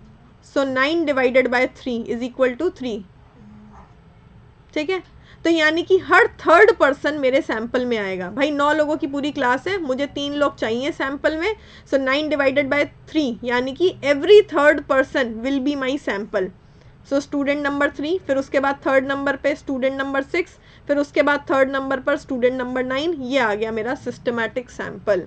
सो सिस्टमैटिक सैंपल में हम देखते हैं कि हमारे पास पॉपुलेशन में कितने लोग हैं, हम कितने लोगों को सैंपल में लेना चाहते हैं, डिवाइड करते हैं। यूजुअली जो नंबर आता है उतना ही गैप रखते हैं बीच में फिक्स। हमने गैप फिक्स रखा था बीच में, एवरी थर्ड पर्सन हम ले रहे थे, हर तीसरा व्यक्ति, हर तीसरा स्टूडेंट हमारे सैंपल का पार्ट बन रहा था। सो जो गैप होता है उसको हम फिक्स्ड रखते हैं सिस्टमैटिक सैम्पलिंग में।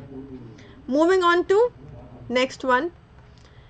Next we have stratified and cluster sampling. पहले स्ट्रैटिफाइड को अच्छे से डिटेल में पढ़ते हैं, देखो इससे क्वेश्चन आता है, ये काफ़ी यूज भी होती है। स्ट्रैटिफाइड सैम्पलिंग में देखो, पहले वाले जो हमने दोनों टाइप्स पढ़े उसमें प्रॉब्लम क्या थी, हो सकता है सिंपल रैंडम सैम्पलिंग, आंख बंद किया, किसी को भी सेलेक्ट किया।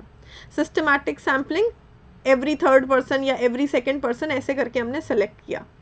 लेकिन हो सकता है जो लोग हमारे सैंपल में आ रहे हैं वो रिप्रेजेंट नहीं करते हो पॉपुलेशन को, हो सकता है सैम्पलिंग एरर हो, ठीक है। हम रैंडमली सेलेक्ट कर रहे हैं, हमें क्या पता कि उन लोगों में पॉपुलेशन के कैरेक्टरिस्टिक हैं कि नहीं है, वो पॉपुलेशन को रिप्रेजेंट कर सकते हैं कि नहीं कर सकते हैं।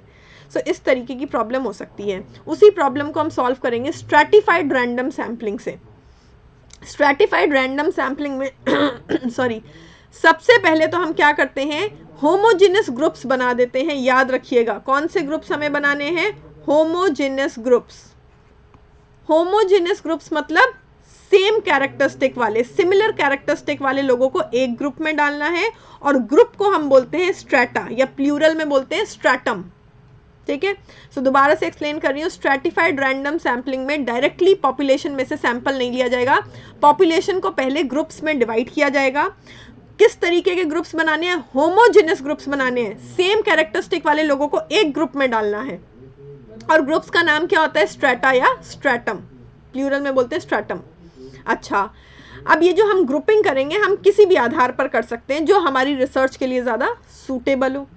इनकम के आधार पर हम लोगों के अलग अलग ग्रुप्स बना सकते हैं, जैसे कि यहाँ पे लेट्स से जेंडर के आधार पर बना दिए, मेल फीमेल, जेंडर के आधार पर अलग अलग ग्रुप्स बना सकते हैं, इनकम के आधार पर बना सकते हैं, या फिर जो है स्टेट्स के आधार पर बना सकते हैं। ठीक है, इसके अलावा कोई भी आप फैक्टर ले लो, कोई भी डेमोग्राफिक फैक्टर, साइकोलॉजिकल फैक्टर, उसके बेसिस पे आप ग्रुपिंग कर सकते हैं। ठीक है, लॉजिक क्या है? लॉजिक ये है कि फिर हम सैंपल इन ग्रुप्स में से लेंगे, तो क्या श्योरिटी आ जाएगी कि भाई लेट्स से अगर मैंने जो है जेंडर वाइज ग्रुप बनाया था कि ये मेल है और ये फीमेल है, और फिर मैं इन ग्रुप्स में से सैंपल ले रही हूँ, तो मेरे पास श्योरिटी आ गई कि मेरे सैंपल में मेल भी है और मेरे सैंपल में फीमेल भी है। अगर मैंने इनकम वाइज ग्रुप्स बनाए थे और फिर मैं उन ग्रुप्स में से सैंपल ले रही हूँ, तो मुझे श्योरिटी हो जाएगी कि मेरे पास लो इनकम वाले लोग भी सैंपल में आए हैं, मिडिल इनकम वाले भी आए हैं और हाई इनकम वाले भी आए हैं। सो इस तरीके से हमें कहीं ना कहीं श्योरिटी हो जाती है कि हमारा जो सैंपल है वो काफ़ी हद तक रिप्रेजेंटेटिव होगा। एरर होने के चांसेस थोड़े कम हो जाते हैं। इसका मतलब ये नहीं कि एरर हो ही नहीं सकता, हो सकता है, बट चांसेस थोड़े कम हो जाते हैं इस तरीके से। अब आप देखिए फाइनल सैंपल कैसे लेना है। तो ये थी पॉपुलेशन, ये आपने ग्रुप्स बना दिए स्ट्रेटा, जैसे ऊपर एग्जाम्पल मैंने दिया था, ये मेल का ये फीमेल का ग्रुप बना दिया, इसमें से सैंपल लेंगे। अब ये मैंने बना दिया स्ट्रेटा, ये मैंने ग्रुप्स बना दिए। सो लेट्स से ये है किड्स, ठीक है, ये है यंग पीपल या एडल्ट्स, और ये है old age people. So black represent कर रहा है ओल्ड एज पीपल को, रेड रिप्रेजेंट कर रहा है यंग लोगों को, और ब्लू रिप्रेजेंट कर रहा है किसको? किड्स को। तो ये सब मिक्स्ड पॉपुलेशन थी। पहले तो मैंने इनको अलग अलग कर लिया, ठीक है, और एज के अकॉर्डिंग यहाँ पर मैंने ग्रुपिंग कर ली। अब इन ग्रुप्स में से मेरे को सैंपल लेना है। एक ग्रुप है किड्स वाला, एक ग्रुप है यंग लोगों का, एक ग्रुप है ओल्ड एज पीपल का। इनमें से मैं सैंपल लूंगी, डायरेक्टली पॉपुलेशन में से नहीं, स्ट्रेटा में से। अब इनमें से भी सैंपल लेने के दो तरीके हैं, proportionate and disproportionate sampling. Disproportionate sampling, सब में से इक्वल नंबर उठा लो। तो देखो कितना हुआ, 1 2 3 4 5 6 7 8। मैंने 3 ग्रुप थे, तीनों में से 8-8 लोग उठा लिए, ठीक है। सो मैंने तीनों में से 8-8 लोग उठा लिए। ये तो हो गई डिसप्रोपोर्शनेट। क्यों हुई डिसप्रोपोर्शनेट बताती हूँ। और प्रोपोर्शनेट सैम्पलिंग में आप देखिए मैंने क्या किया, ब्लू वाले कितने हैं, 1 2 3 4 5 6 7 8 9 10। ऐसे ही रेड वाले कितने हैं, 8, और ऐसे ही ब्लैक वाले कितने हैं, 6। यहाँ पर मैंने हर एक ग्रुप में से इक्वल नंबर ऑफ लोगों को अपने सैंपल में नहीं डाला, और ये ज़्यादा बेटर है, ये कहलाएगी प्रोपोर्शनेट सैम्पलिंग, और ये ज़्यादा रिप्रेजेंटेटिव होगा। क्यों? आप ज़रा ग्रुप्स देखो, ग्रुप्स में सबसे बड़ा ग्रुप्स किसका है, किड्स का, यानी कि मेरी पॉपुलेशन में सबसे ज़्यादा कौन है, बच्चे। तो मेरे सैंपल में भी कौन सबसे ज़्यादा होना चाहिए, बच्चे। तो ये प्रोपोर्शनेट वाले में देखो बच्चे ही सबसे ज़्यादा हैं। यहाँ पर बच्चों से कम कौन है, यंग लोग। तो मेरी प्रोपोर्शनेट सैम्पलिंग में देखो बच्चों से कम 10 से कम 8 लोग, और ओल्ड एज पीपल कितने हैं, सबसे कम है, ठीक है। तो ओल्ड एज लोग सबसे कम है, तो मेरे सैंपल में भी ओल्ड एज लोग सबसे कम है, 6। तो ये प्रोपोर्शनेट सैम्पलिंग हुई, ये ज़्यादा रिप्रेजेंटेटिव है, ये मेरे पॉपुलेशन के कैरेक्टरिस्टिक्स को रिप्रेजेंट कर रही है। जितना परसेंटेज किड्स का, यंग लोगों का और ओल्ड एज लोगों का पॉपुलेशन में है, उतना ही परसेंटेज मेरे सैंपल में भी आया, तो ये ज़्यादा रिप्रेजेंटेटिव हो गई। यहाँ पर एरर जो है उसके चांसेस कम हो गए, सैम्पलिंग एरर कम हो जाएगा, सिलेक्शन बायस कम हो जाएगा कहीं ना कहीं।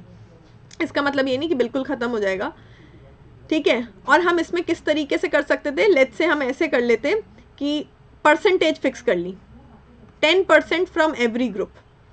तो इसमें क्या होता है, लेट्स से अगर एक ग्रुप में 1 2 3 4 5 6 7 8 9 10 20, लेट्स से किड्स वाले में 20 थे, तो 20 का 10%। ऐसे ही लेट्स से इस वाले में 18 थे, तो 18 का 10%, इस वाले में 16 थे, तो 16 का 10%। मतलब जितने भी लोग जितने ग्रुप में थे उसका एक पर्टिकुलर परसेंटेज फिक्स कर लिया कि हर ग्रुप से हमें 10% लोग लेने हैं, तो अपने आप रिप्रेजेंटेटिव सैंपल हो जाएगा। क्योंकि जिस ग्रुप में ज़्यादा लोग होंगे उसका 10% ज़्यादा बनेगा, जिस ग्रुप में कम लोग होंगे उसका 10% कम बनेगा। सो इस तरीके से आपके पास प्रोपोर्शनेट सैंपल आएगा। डिसप्रोपोर्शनेट सैम्पलिंग में आपने कोई परसेंटेज फिक्स नहीं करी, आपने तो सब में से इक्वल नंबर ऑफ पीपल ले लिया। ये रिप्रेजेंटेटिव नहीं है, क्योंकि आपकी पॉपुलेशन में किड्स सबसे ज़्यादा थे, तो किड्स ज़्यादा होने चाहिए थे, और ओल्ड एज लोग सबसे कम थे, तो ओल्ड एज लोग सबसे कम होने चाहिए थे। ये चीज़ डिसप्रोपोर्शनेट सैम्पलिंग में नहीं हो पाई। So this is the whole procedure of stratified random sampling. अब एक क्वेश्चन आया हुआ एग्जाम में, जब आपकी पॉपुलेशन हेट्रोजेनस हो तो आपको कौन सी वाली सैम्पलिंग टेक्निक इस्तेमाल करनी चाहिए? आंसर होगा स्ट्रैटिफाइड रैंडम सैम्पलिंग। अब बच्चे कंफ्यूज हो जाते हैं कि अरे यहाँ तो हेट्रोजेनस शब्द आ गया। तो भाई पॉपुलेशन हेट्रोजेनस है, ये दिख रही है, ये हेट्रोजेनस पॉपुलेशन है। हेट्रोजेनस जिसमें हर प्रकार का व्यक्ति है। जब हर प्रकार का व्यक्ति है तो हमें क्या करना है? हमें उस चीज़ को सॉर्ट करना है, हमें उसको सिमिलर टाइप के ग्रुप्स में बांटना है। तो यानी कि हमें ग्रुप बनाने और ग्रुप होमोजेनस बनाने हैं। So don't get confused. Population heterogeneous होती है यानी कि उसमें अलग अलग प्रकार के व्यक्ति होते हैं, उसमें से होमोजेनस ग्रुप्स बनाने हैं, उसमें से सेम कैरेक्टरिस्टिक वाले लोगों के अलग अलग ग्रुप बनाने होते हैं। एक ग्रुप में एक ही तरीके के लोग डालने हैं आपको, उसे हम कहते हैं होमोजेनस ग्रुपिंग। सो क्वेश्चन आ जाए कि पॉपुलेशन हेट्रोजेनस है तो क्या करोगे? पॉपुलेशन हेट्रोजेनस है, पॉपुलेशन में अलग अलग प्रकार के व्यक्ति हैं, तो तुम होमोजेनस ग्रुप्स बनाओगे पहले। तो तुम पहले उनको जो है किसी भी क्राइटेरिया के अकॉर्डिंग एक एक ग्रुप में बांटोगे और एक ग्रुप में सिमिलर कैरेक्टरिस्टिक वाले लोग होने चाहिए हैं। Then we have cluster sampling. Cluster sampling इसका उल्टा है। स्ट्रैटिफाइड वाले में हमने होमोजेनस ग्रुप बनाए हेट्रोजेनस पॉपुलेशन से। क्लस्टर सैम्पलिंग में हम हेट्रोजेनस ग्रुप्स बनाते हैं, याद रखना। ग्रुप ही हेट्रोजेनस है। देखो इसमें जो है ये सारे रेड वाले एक तरफ थे और सारे ब्लू वाले एक तरफ थे, और क्लस्टर वाले में देखो एक ग्रुप है जिसमें 2 ब्लू वाले एक रेड वाला, फिर एक ग्रुप है जिसमें 2 रेड वाले एक ब्लू वाला, फिर एक में तीनों ब्लू आ गए, फिर एक में 2 रेड एक ब्लू आ गया, फिर एक में 2 ब्लू एक रेड आ गया। यानी कि यहाँ पर ग्रुप्स होमोजेनस नहीं बनेंगे, याद रखना। क्लस्टर वाले में ग्रुप्स बनेंगे लेकिन हेट्रोजेनस ग्रुप्स बनेंगे, यानी कि अलग अलग कैरेक्टरिस्टिक वाले लोगों को आप एक ग्रुप में डाल दोगे। उससे हम बोलते हैं क्लस्टर सैम्पलिंग, तभी इसका नाम भी है cluster. Cluster of variety of people, अलग अलग तरीके की लोगों को एक ग्रुप में डालोगे, हेट्रोजेनस ग्रुप्स बनाओगे, याद रखना, ठीक है। और फिर इसमें से भी जब आपको फाइनल, ये तो आपने ग्रुप्स बना लिए, फिर आपको जब फाइनली अपना सैंपल लेना है तो आप प्रपोर्शनेट या डिसप्रपोर्शनेट दोनों तरीकों से अपना फाइनल सैंपल ले सकते हो। या फिर क्लस्टर में हम ऐसे भी कर सकते हैं कि पूरा का पूरा क्लस्टर उठा के सैंपल में डाल दिया, क्योंकि एक ही क्लस्टर में अलग अलग वैरायटी के लोग आ गए तो पूरा का पूरा क्लस्टर उठा के सैंपल में डाल सकते हैं हम, ठीक है। तो जब हम पूरा का पूरा क्लस्टर उठा के सैंपल में डाल दें वो ज़्यादातर कहलाता है 1 स्टेज क्लस्टर सैम्पलिंग, ठीक है। लेकिन अगर हम सारे ये जो ग्रुप्स बने हैं, ये जो क्लस्टर्स बने हैं, इसमें ग्रुप्स को बोलेंगे क्लस्टर्स, ये जो अलग अलग 5 क्लस्टर्स बने, इसमें से अलग अलग लोगों को सैंपल में लेके डालें, हर ग्रुप से एक एक या 2 इंसान को हम सैंपल में डालें जैसा हमने स्ट्रैटिफाइड में किया था, तब ये कहलाता है 2 स्टेज क्लस्टर सैम्पलिंग। भाई पूरा का पूरा क्लस्टर अगर आपने सैंपल में डाल दिया तो बात वहीं खत्म हो गई, एक ही स्टेज पे। लेकिन क्लस्टर बनाने के बाद फिर हर एक क्लस्टर में से आपने प्रोपोर्शनेटली या डिसप्रोपोर्शनेटली 2 लोग निकाल के डाले या 2 4 लोग निकाल के डाले, तो वो 2 स्टेज सैम्पलिंग हो जाएगी, 2 स्टेज क्लस्टर सैम्पलिंग। अच्छा, फिर है इसी का क्लस्टर सैम्पलिंग का ही एक पार्ट होता है एरिया सैम्पलिंग। सिनोनिमसली एक साथ भी इंटरचेंजेबली ये वर्ड यूज होते हैं। सो क्लस्टर वाइडर टर्म है, क्लस्टर का ये एक पार्ट होता है एरिया सैम्पलिंग। तो देखिए एरिया सैम्पलिंग क्या होता है, इसमें जब हमें जोग्राफिकल एरियाज के अकॉर्डिंग कोई रिसर्च करनी है तब एरिया सैम्पलिंग इस्तेमाल होती है। इसमें हम जोग्राफिकल एरिया के अकॉर्डिंग जो है ग्रुप्स बनाते हैं, ठीक है। और मल्टी स्टेज भी, मल्टी स्टेज कैसे, लेट्स से मुझे जो है रिसर्च करनी है, यूपी में इलेक्शन होने वाले हैं, मुझे जानना है लोग किसको वोट देना चाहते हैं या उनकी प्रॉब्लम्स क्या है। तो स्टेट यूपी, अब यूपी में भी कुछ स्पेसिफिक डिस्ट्रिक्ट्स मैंने चूज़ कर लिए, ठीक है। लेट्स से लखनऊ हो गया और बरेली हो गया, Meerut, Moradabad, Allahabad, Kanpur, main districts choose कर लिए, ठीक है। उन डिस्ट्रिक्ट्स के भी आसपास के विलेजेस चूज़ कर लिए, फिर उस विलेजेस में से कुछ घर के लोगों को चूज़ कर लिया। ये है मल्टी स्टेज सैम्पलिंग। भाई स्ट्रैटिफाइड रैंडम सैम्पलिंग में और क्लस्टर सैम्पलिंग में हम पहले हमने ग्रुप बनाया और ग्रुप में से सैंपल ले लिया, 2 स्टेज की बात थी। लेकिन मल्टी स्टेज सैम्पलिंग में हम 2 स्टेज से भी आगे पहुंच गए हैं। पहले हम एक स्टेट सेलेक्ट कर रहे हैं, जोग्राफिकल एरिया, फिर उस स्टेट के अंदर डिस्ट्रिक्ट देख रहे हैं कि कौन से डिस्ट्रिक्ट के लोगों से डाटा कलेक्ट करेंगे, फिर उस डिस्ट्रिक्ट के अंदर भी जो छोटे छोटे कस्बे हैं, विलेजेस हैं, हम उनके लोगों से डाटा कलेक्ट करना चाहते हैं, और फिर उस विलेज में भी जो घर हैं वो हमने सेलेक्ट करे अपने सैंपल में। तो ये मल्टी स्टेज सैम्पलिंग हो गई पहली बात। दूसरी चीज़, क्योंकि यहाँ पर क्लासिफिकेशन आप जोग्राफिकल एरिया के अकॉर्डिंग कर रहे हैं तो इसी को हम एरिया सैम्पलिंग भी बोल सकते हैं। एरिया सैम्पलिंग में हम लोग जोग्राफिकल एरियाज़ के अकॉर्डिंग ग्रुप्स वगैरह बना के और फिर जो है अपना डाटा कलेक्ट करते हैं। सो जोग्राफिकल एरियाज़ के अकॉर्डिंग अगर आप क्लस्टर बनाते हैं, जोग्राफिकल एरियाज़ के अकॉर्डिंग जो है आप सैम्पल लेते हैं, तो वो जो है क्लस्टर सैम्पलिंग भी कहला सकता है, एरिया सैम्पलिंग भी कहला सकता है, मल्टी स्टेज सैम्पलिंग भी है। मल्टी स्टेज तो ये सभी हैं, एक से ज़्यादा स्टेजेस में जब आप सैंपल तक पहुंच रहे हैं तो वो मल्टी स्टेज है। Moving on to next one. अब है हमारे नॉन प्रोबेबिलिटी सैम्पलिंग टाइप्स। अभी तक हमने जो पढ़े वो प्रोबेबिलिटी वाले थे, रैंडम। अब ये नॉन प्रोबेबिलिटी। सबसे पहले कन्वीनियंस सैम्पलिंग, अपनी कन्वीनियंस के अकॉर्डिंग। मुझे रिसर्च करनी थी, मैंने रिसर्च में उन बच्चों को डाला जो मेरे घर के पास रहते हैं, ताकि मैं बड़ी इजीली उनसे डाटा कलेक्ट कर सकूं। तो कन्वीनियंस में ज़्यादातर प्रॉक्सिमिटी देखता है रिसर्चर, कि भाई जो मतलब मैं उन लोगों को सैम्पल में डालूं जो मेरे ज़्यादा आसपास रहते हैं, ताकि मैं आसानी से डाटा कलेक्ट कर सकूं। तो आप इस एग्जाम्पल में देख सकते हैं कि ये जो है पूरी की पूरी एक पॉपुलेशन है, ठीक है, ये पॉपुलेशन है पूरी, ये रहा रिसर्चर। अब रिसर्चर के सबसे आसपास कौन है? ये और ये। तो अब आप देखिए रिसर्चर ने क्या किया, सैंपल में उन्हीं लोगों को डाला जो उसके सबसे नियरेस्ट थे, जो क्योंकि उसके लिए कन्वीनियंट होगा उन लोगों से डाटा कलेक्ट करना जो उसके आसपास रहते थे, जो उसकी प्रॉक्सिमिटी में थे, उसकी रीच में थे, उन लोगों को डाल दिया उसने सैंपल में। ये है convenient sampling. Next, purposive sampling, purposive या जजमेंटल भी बोल सकते हैं इसको। क्या होता है, एक रिसर्चर जब तक डाटा कलेक्शन की और सैम्पलिंग डिज़ाइन की स्टेज पे पहुंचता है ना, वो उस टॉपिक के बारे में पूरा लिटरेचर रिव्यू कर चुका होता है, ऑब्जेक्टिव्स क्लियर होते हैं, सो काफ़ी हद तक वो नॉलेज गेन कर चुका होता है उस टॉपिक के ऊपर।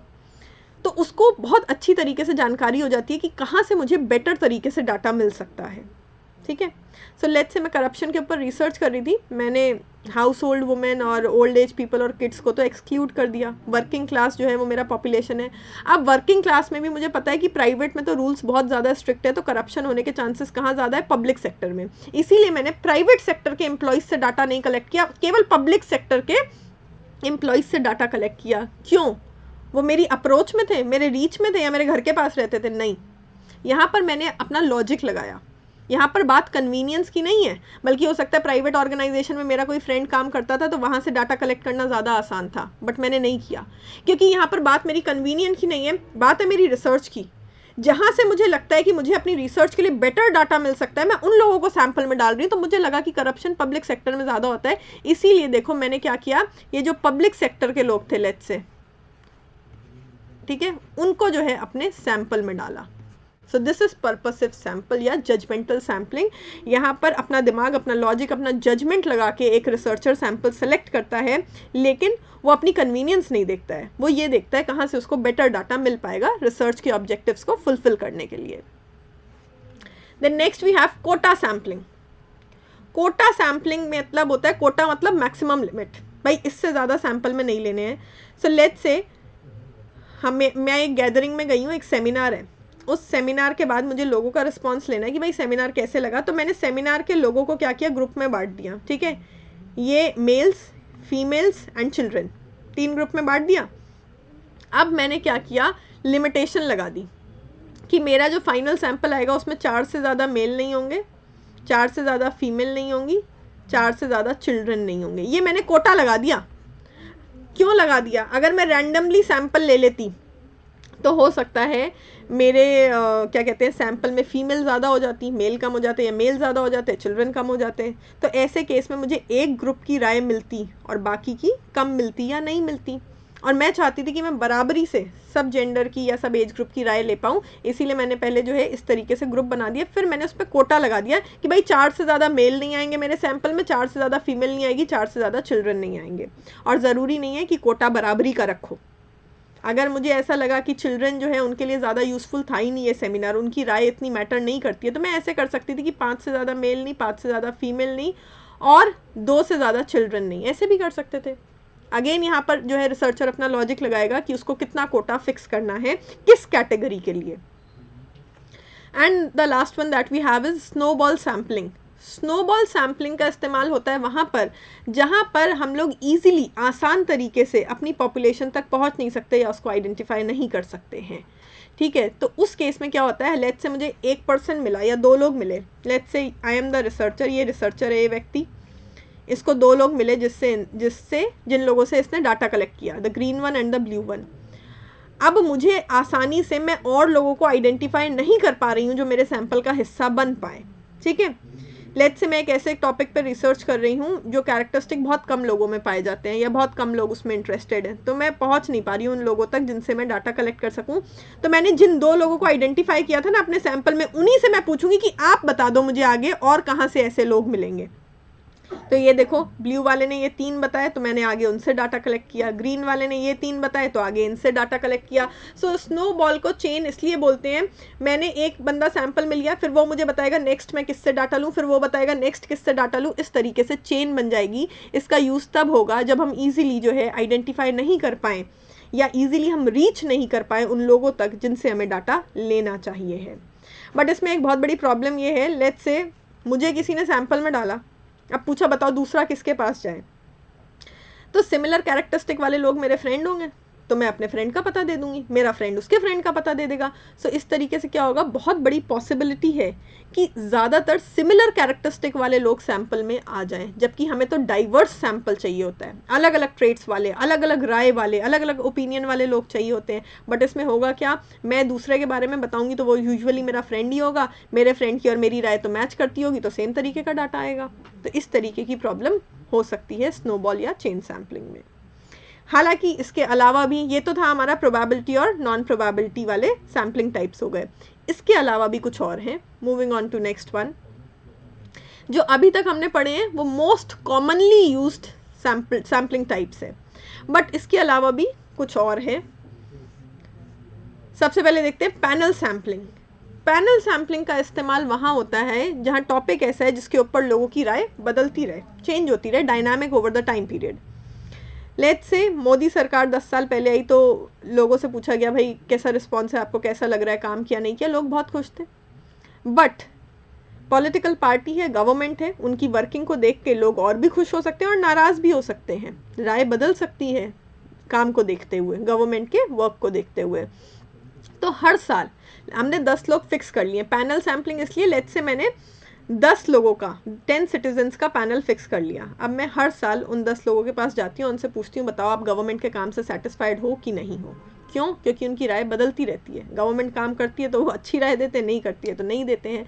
तो ये है longitudinal panel, over the period of time हमने एक पैनल फिक्स कर लिया है, हमारे सैंपल में वही लोग रहेंगे, हमारा क्वेश्चन भी वही रहेगा, ठीक है, लेकिन हम अलग अलग टाइम पीरियड पे उनसे उनकी राय पूछते रहेंगे। ये देखिए, फर्स्ट वीक में, फिर सेकेंड वीक में, ठीक है, हमारे सैंपल में वही लोग हैं। लेकिन कई बार ऐसा होता है कि जब आप दूसरे टाइम राय लेने जाते हैं तो वो पहला वाला कोई एक व्यक्ति हो जो ड्रॉप कर दे, या वो नहीं देना चाहता हो राय, या आप उस तक पहुंच नहीं पाए, तो उस केस में आप रिप्लेस कर सकते हैं, ठीक है। एक दो को रिप्लेस करना not a big thing, but usually panel में most of the members same रहेंगे जिनसे आप डाटा कलेक्ट करते हैं, ठीक है। ऐसे ही आप वीक 3 में और आगे जा सकते हैं, आप over the time period data collect कर सकते हैं। एरिया सैम्पलिंग, जैसा कि मैंने आपको बताया, एरिया सैम्पलिंग और कुछ नहीं, क्लस्टर सैम्पलिंग का ही पार्ट है। इसमें हम जो है हेट्रोजेनस ग्रुप्स बनाते हैं, लेकिन एरिया सैम्पलिंग में बस खासियत इतनी हो जाती है कि हम एरिया के अकॉर्डिंग, जोग्राफिकल एरिया के अकॉर्डिंग बनाते हैं। सो लेट्स से मुझे ये चेक करना था कि हमारी जो कंट्री है, हमारी कंट्री में जो है गवर्नमेंट ने किस एरिया में कैसा काम किया है, ठीक है। तो मैंने जो है एरिया वाइज क्लासीफाई कर दिया। तो लेट्स से ये 2 लोगों का ग्रुप मैंने बनाया, ये है नॉर्थ के, ये 2 लोगों का बनाया, ये है साउथ के, ये 2 लोगों का बनाया, ये है वेस्ट के, ये 2 लोगों का बनाया, ये है ईस्ट के, ये 2 लोगों का बनाया, ये है सेंट्रल इंडिया को रिप्रेजेंट कर रहे हैं, और ये 2 लोगों का बनाया, ये नॉर्थ ईस्ट एरिया को रिप्रेजेंट कर रहे हैं। तो मैंने ये एरिया वाइज क्लासिफिकेशन कर दिया, because I wanted to know कि किस एरिया में सरकार ने किस तरीके का काम किया है। तो सबसे पहले मैंने एरिया के अकॉर्डिंग यहाँ पर जो है लोगों के ग्रुप बना दिए, ठीक है। उसके बाद मैंने फिर इनमें से जो है अपना फाइनल सैंपल लिया है। देखिए, इसको एरिया सैम्पलिंग भी लिखा है, क्लस्टर भी लिखा है। क्लस्टर सैम्पलिंग वाइडर टर्म है, उसी का पार्ट है एरिया। जब हम एरिया को, जोग्राफिकल एरिया को बेस मान के, क्राइटेरिया मान के क्लस्टर्स बनाते हैं, ग्रुप्स बनाते हैं, तो वो एरिया सैम्पलिंग कहलाता है सिंपली। ठीक है, अब जो मैंने आपको एग्जाम्पल दिया है उसमें ऑब्वियस सी बात है, क्योंकि आपने नॉर्थ ईस्ट साउथ वेस्ट के अकॉर्डिंग डिवाइड किया और आप हर पर्टिकुलर एरिया के पर्सन को अपने सैंपल में डालना चाहेंगे टू नो कि उस एरिया में कितना काम हुआ है, तो आप हर एक क्लस्टर से अपना सैंपल लेंगे, हर एक ग्रुप से लोगों को अपने सैंपल में डालेंगे। ये एक स्पेसिफिक एग्जाम्पल था। कई बार ऐसा भी हो सकता है कि आप पूरा का पूरा क्लस्टर ही उठा के सैंपल में डाल दें, मतलब हर एक ग्रुप से लोगों को सैंपल में नहीं डालें, पूरा का पूरा कोई ग्रुप उठा के भी आप सैंपल में डाल सकते हैं। ये क्लस्टर में हो सकता है, डिपेंड करता है टॉपिक क्या है। Moving on to next one, sequential and multiple sampling. उससे पहले समझो एक्सेप्टेंस सैम्पलिंग क्या होता है, या पूरा प्रोसीजर ही समझाती हूँ मैं। लेट्स से ये ज़्यादातर इस्तेमाल होती है क्वालिटी कंट्रोल में। ठीक है, एक डस्टर बनाया जाता है। लेट्स से डस्टर जो है वो, उसकी थिकनेस 5 इंच होनी चाहिए एवरेज। ठीक है, अब जो है सैंपल चेक किया जा रहा है, माल बन गया, सैंपल चेक किया जा रहा है। कोई डस्टर 5.1 इंच का बन गया, कोई 4.9 का बन गया, कोई 4.7 का बन गया, कोई 5.3 का बन गया, एक्सेप्टेबल है भाई। अगर डस्टर इतना की बजाय इतना मोटा हो जाएगा तो मेरे को रब करने में कोई प्रॉब्लम नहीं होगी, थोड़ा पतला हो जाएगा तो भी प्रॉब्लम नहीं होगी। लेकिन अगर 5 इंच की बजाय 3 इंच का बन गया कोई डस्टर, या 7 इंच का बन गया, फिर मुझे प्रॉब्लम होगी। एज अ टीचर इतना मोटा डस्टर मैं हाथ में लेकर इरेज करूँ, या फिर बिल्कुल इतना सा लेके इरेज करूँ, तब प्रॉब्लम हो सकती है। सो कहने का मतलब ये है कि अगर जो हमारा एक्यूरेट, जो फिक्स्ड मेजरमेंट होता है किसी चीज़ का, उससे थोड़ा बहुत वेरिएशन आ रहा है, तो उसको क्वालिटी कंट्रोल में कई बार जो है अप्रूव कर देते हैं। उसको हम कहते हैं tolerable thing, it's a tolerable thing. इतना वेरिएशन आप टॉलरेट कर सकते हो, प्रोडक्ट की क्वालिटी पर कोई मेजर असर नहीं होगा। उसको हम बोलते हैं एक्सेप्टेंस सैम्पलिंग। सैंपल में किस हद तक का वेरिएशन आप एक्सेप्ट कर सकते हैं। ठीक है, और 3 इंच 7 इंच हो जाए जब 5 की बजाय, तो एक्सेप्ट नहीं कर सकते हैं। फिर तो भैया दोबारा से उस प्रोडक्ट को बनाना पड़ेगा, क्वालिटी कंट्रोल जो है उसके बाहर की चीज़ हो गई है ये। तो एक्सेप्टेंस सैम्पलिंग, आप किस हद तक का वेरिएशन अपने सैंपल में एक्सेप्ट कर सकते हैं। तो ज़्यादातर क्वालिटी कंट्रोल में इस चीज़ का इस्तेमाल होता है। अच्छा, एक और एग्जाम्पल अब देती हूँ। लेट्स से ऑडिट प्रोसीजर है। ठीक है, एक सीए है, वो किसी ऑर्गेनाइजेशन का ऑडिट प्रोसीजर करने गया। ठीक है, और वहाँ पे इंटरनल ऑडिट कमेटी बनी हुई है। उस इंटरनल ऑडिट कमेटी में 50 मेंबर हैं, ऑल दो कम होते हैं। मैं एक एग्जांपल दे रही हूँ, 50 मेंबर है यार। वो हर किसी की वर्किंग को तो चेक नहीं कर सकता। अब उसे जानना था कि इस ऑर्गेनाइजेशन के अंदर कोई चीटिंग वगैरह तो नहीं हो रही, तो उसने क्या किया, ग्रुप्स में बांटा उन लोगों को, और उसने जो है पहले लॉट में 5 लोगों की वर्किंग को चेक किया। 50 में से 5 की वर्किंग चेक करना इज इनफ, तो उसने 5 लोगों की वर्किंग को चेक किया। किसी प्रकार का कोई एरर उसको रिकॉर्ड्स में नहीं मिला। उन 5 लोगों ने जितनी भी एक्सप्लेनेशन दी, जितने भी वाउचर्स वगैरह दिए, सब मैच हो गए। तो वो वहीं पे रोक देगा, वो आगे दूसरा सैंपल नहीं लेगा। इन 5 लोगों के सैंपल से उसको जो रिजल्ट्स मिले वो उससे सेटिस्फाइड है। लेकिन इन 5 लोगों के सैंपल में से, ठीक है, उसको जो है 2 वेरिएशन मिल गई, यानी कि 2 रिकॉर्ड्स मैच नहीं हुए जो इन 5 लोगों के बनाए हुए थे। अब वो आगे मूव ऑन करेगा। अब वो जो है नेक्स्ट लेवल पे जाएगा, 5 और लोगों का सैंपल लेगा उन 50 में से, और उनके रिकॉर्ड्स को चेक करेगा। अगर कोई गलती नहीं मिलती है तो हो सकता है वहीं काम ख़त्म कर दे, अप्रूव कर दे ऑडिट रिपोर्ट को। लेकिन अगर उन 5 लोगों के काम में भी गलती मिलती है कहीं पे, तो हो सकता है वो फिर आगे और 5 लोगों का सैंपल ले और उनका काम चेक करे। तो इसे हम बोलते हैं सीक्वेंशियल सैम्पलिंग या मल्टीपल सैम्पलिंग। एक ही बात है, आप जो है सीक्वेंस में सैम्पलिंग कर रहे हो, इसमें पहले से डिसाइडेड नहीं होता कि सैंपल में कितने लोग होंगे, क्योंकि डिपेंड करता है कि पहला सैंपल जब आप लोगे तो उसका रिजल्ट क्या आएगा। अगर आपको वेरिएशन एक हद से ज़्यादा मिलेगा, एक्सेप्टेंस के बाहर होगा, तब आप फिर जो है बाकी और 5 लोगों का सैंपल लेंगे। ऐसे ही डस्टर वाले केस में भी देखो, आपने डस्टर वाले केस में पहले 5 डस्टर्स को चेक किया, अगर कोई वेरिएशन नहीं होता तो हो सकता है आप वहीं पे लॉट को अप्रूव कर देते, आगे कोई सैंपल चेकिंग नहीं करते।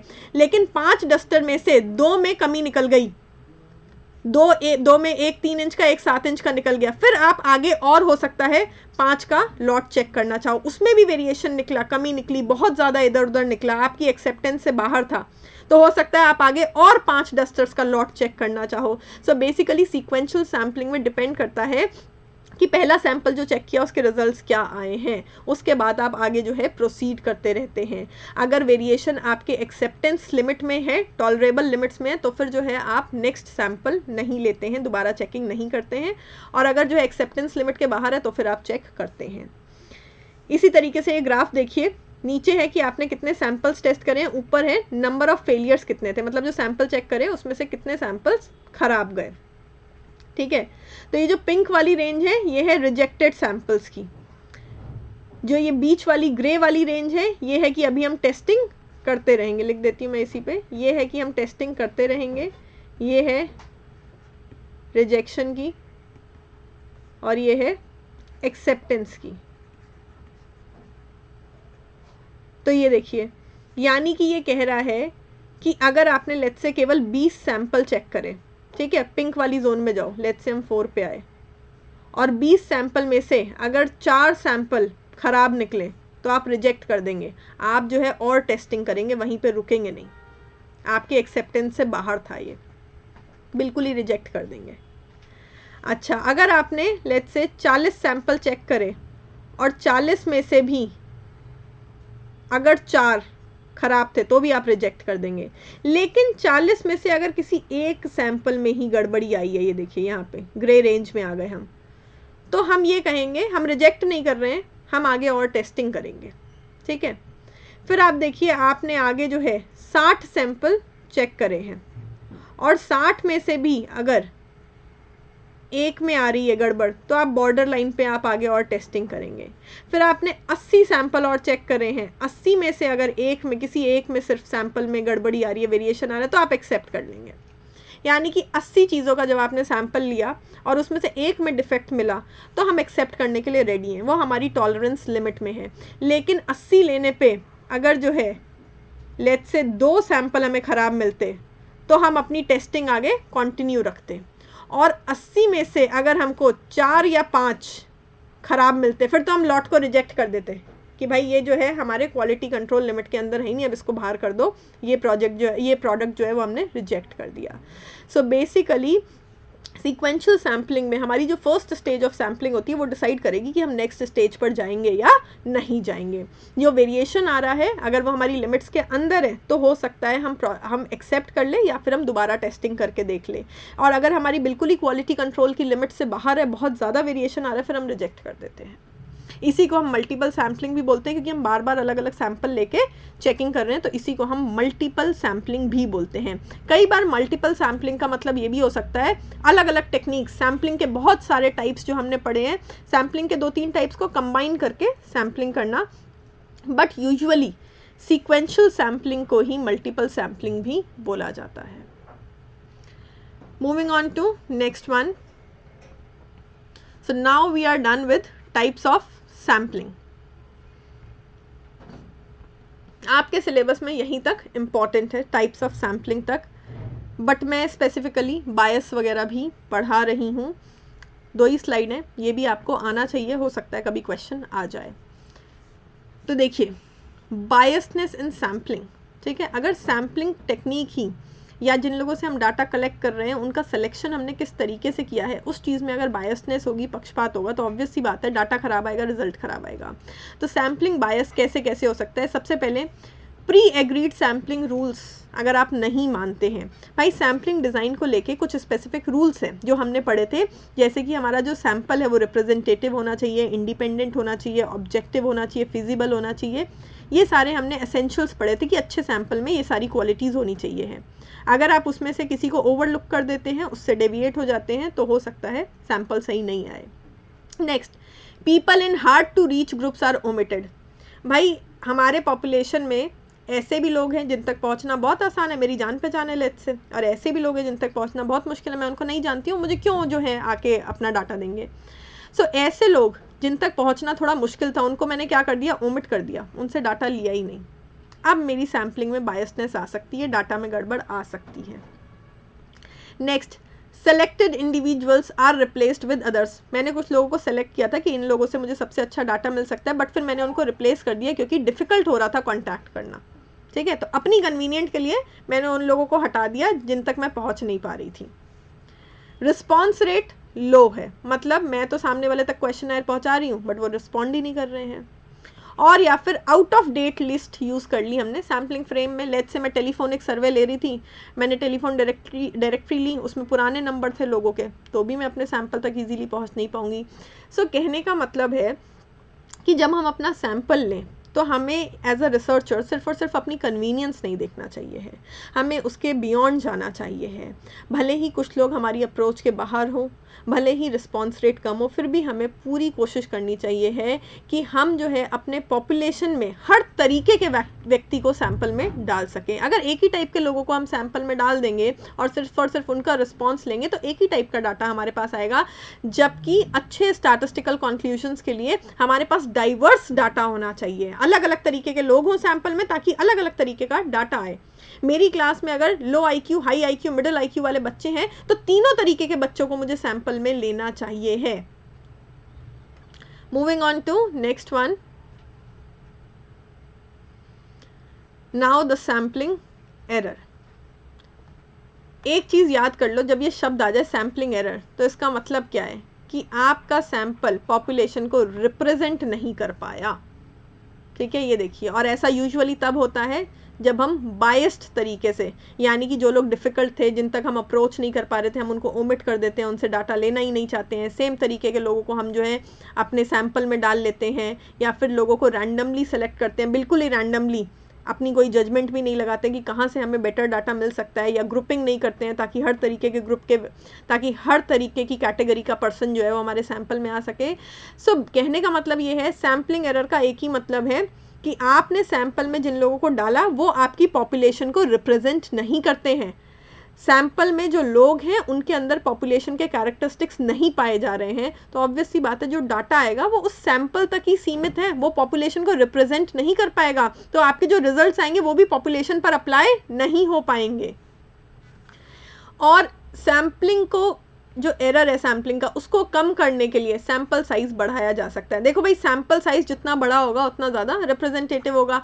अगर मैं 100 बच्चों की क्लास में से केवल 10 का सैंपल लूँ, और एक है कि मैं 20 का ले लूँ, एक है कि मैं 40 का ले लूँ, तो ऑब्वियस सी बात है मैं जितने ज़्यादा बच्चे लूँगी वो उतने ज़्यादा अच्छी तरीके से मेरी पूरी क्लास को रिप्रेजेंट कर पाएंगे। 10 से अच्छे 20, 20 से अच्छे 40। तो जितने ज़्यादा लोगों को मैं सैंपल में डालूंगी उतनी ज़्यादा अच्छी तरीके से जो है वो रिप्रेजेंट कर पाएंगे मेरी पॉपुलेशन को। अब देखिए, इसका भी क्लासिफिकेशन करते हैं कि स्पेसिफिकली सैम्पलिंग एरर किस किस प्रकार का होता है। सबसे पहले है पॉपुलेशन स्पेसिफिकेशन एरर। यहाँ पर रिसर्चर को समझ में नहीं आता, डज नॉट अंडरस्टैंड कि सर्वे करना किसका चाहिए है। ठीक है, so let's say population specification error का एग्जाम्पल लेते हैं, दैट लेट्स से ये कोरोना वायरस की वैक्सीन आई, ठीक है, and people were not ready to take it, specially in the villages. और जो रिसर्चर था उसने सर्वे किसका किया, सिटी में रहने वाले लोगों का, तो वो तो कहेंगे हाँ भाई हमने तो वैक्सीन ले ली, वैक्सीन इज़ यूज़फुल। तो यहाँ पे उसने गलती क्या करी, उसको समझ में ही नहीं आया कि मुझे अपने सैंपल में किन लोगों को डालना चाहिए, गांव के लोगों को या अनएजुकेटेड लोगों को या इलिटरेट लोगों को, जिनको ये समझ में नहीं आ रहा है कि वैक्सीन क्यों लगवाई जाए। तो यहाँ पर रिसर्चर को ये नहीं समझ में आया कि एक्चुअल में उसको सर्वे करना किन लोगों का चाहिए था। ये होगा पॉपुलेशन स्पेसिफिकेशन एरर, जब ठीक तरीके से अपने टारगेट पॉपुलेशन को ही कोई रिसर्चर आइडेंटिफाई नहीं कर पाए कि उसको कहाँ से डाटा लेना चाहिए। Then sample frame error. Frame error का मतलब है रॉन्ग सब पॉपुलेशन जो है आपने यूज़ कर ली। ठीक है, मेरी क्लास में लेट्स से फीमेल है, मेल है, और मेरी क्लास में कुछ जो वुमेन हैं, कुछ जो फीमेल कैंडिडेट्स हैं, वो जो है मेल कैंडिडेट्स के बिहेवियर से परेशान हैं, और मुझे जब सैंपल लेना था तो मैंने सैंपल में मेल ज़्यादा डाल लिए, फीमेल कम डाल ली, तो ये सैंपल फ्रेम एरर हो गया। मैंने रॉन्ग सब पॉपुलेशन इस्तेमाल कर ली। मुझे तो अपने सैंपल में ज़्यादा डालनी चाहिए थी फीमेल, जिनको प्रॉब्लम थी सामने वाले कैंडिडेट के बिहेवियर से, और मैंने डाल किसको लिया, मेल कैंडिडेट को ज़्यादा डाल लिया। Then next selection error.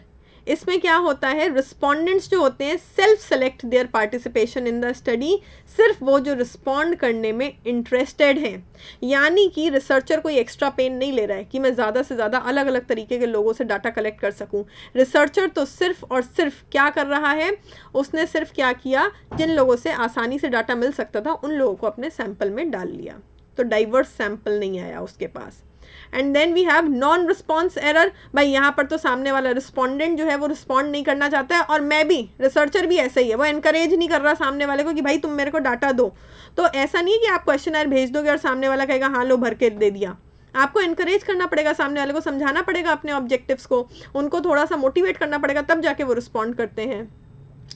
And the last one, sampling error, मैंने बताया ये वाइडेस्ट है, जब रिप्रेजेंटेटिवनेस नहीं हो और या फिर नंबर में बहुत कम हो। आपकी पॉपुलेशन के अकॉर्डिंग आपको सैंपल में जितने लोग डालने चाहिए थे उनका नंबर आपने बहुत कम लिया। लेट्स से मैंने 100 बच्चों की क्लास में से केवल 2 बच्चों को सैंपल में डाला, तो ये सैम्पलिंग एरर हो गया, नंबर बहुत छोटा है, वो रिप्रेजेंट कैसे करेगा पॉपुलेशन को।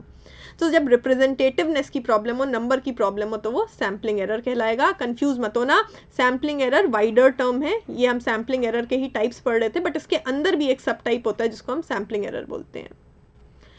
तो बेसिकली इन सब एरर्स को कम करने का तरीका क्या है, केयरफुली अपना सैंपल डिज़ाइन सेलेक्ट करें, हो सके तो ज़्यादा बड़ा सैंपल ले, जितने ज़्यादा और डाइवर्स लोग होंगे उतना ही ज़्यादा वो पॉपुलेशन को रिप्रेजेंट कर पाएंगे, ठीक है।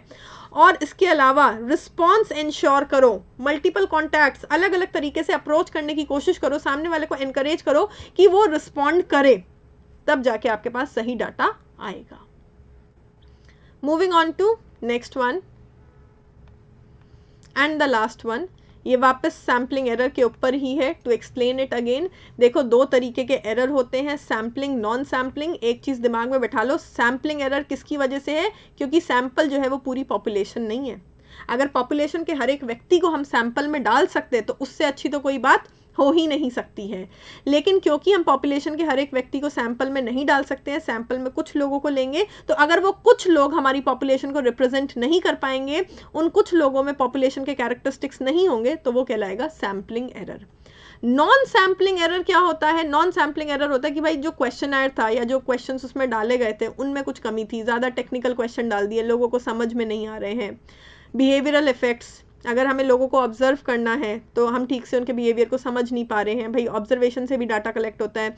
या फिर लेट से लोग क्वेश्चनर फिल करते टाइम ज़्यादा सीरियस नहीं है, उनका बिहेवियर थोड़ा इसी टाइप का है, हाँ कुछ भी टिक कर दो, कुछ भी कर दो, सो इस तरीके का बिहेवियर है लोगों का। एंड पुअर सैम्पलिंग मेथड, ठीक है, हमारा जो सैम्पलिंग मेथड था, यानी कि हमने जो ग्रुपिंग वगैरह करी थी, जैसे स्ट्रैटिफाइड था या क्लस्टर था, तो हम उसमें क्राइटेरिया के बेसिस पे ग्रुपिंग करते हैं, तो हमने ठीक से क्राइटेरिया लेके ग्रुपिंग नहीं करी, या ग्रुपिंग करने के बाद हमने उसमें से जो है प्रपोर्शनेट सैंपल नहीं लिया, डिसप्रपोर्शनेट सैंपल ले लिया, लापरवाही कर दी, तो वो पुअर सैम्पलिंग मेथड के कारण होगा। बट सैम्पलिंग एरर वो होगा जहाँ पर सैंपल रिप्रेजेंटेटिव नहीं है पॉपुलेशन का। कैसे हम रिड्यूस कर सकते हैं इन एरर्स को, देखो सैम्पलिंग एरर रिड्यूस करना है तो आपको क्या करना चाहिए, बड़ा बिगर जो है सैंपल लो, ज़्यादा से ज़्यादा लोगों को सैंपल में डालने की कोशिश करो, और सैंपल को डाइवर्स बनाओ, उसमें अलग अलग कैरेक्टरिस्टिक के लोगों को डालो ताकि वो पॉपुलेशन के अलग अलग कैरेक्टरिस्टिक के लोगों को रिप्रेजेंट कर पाएँ।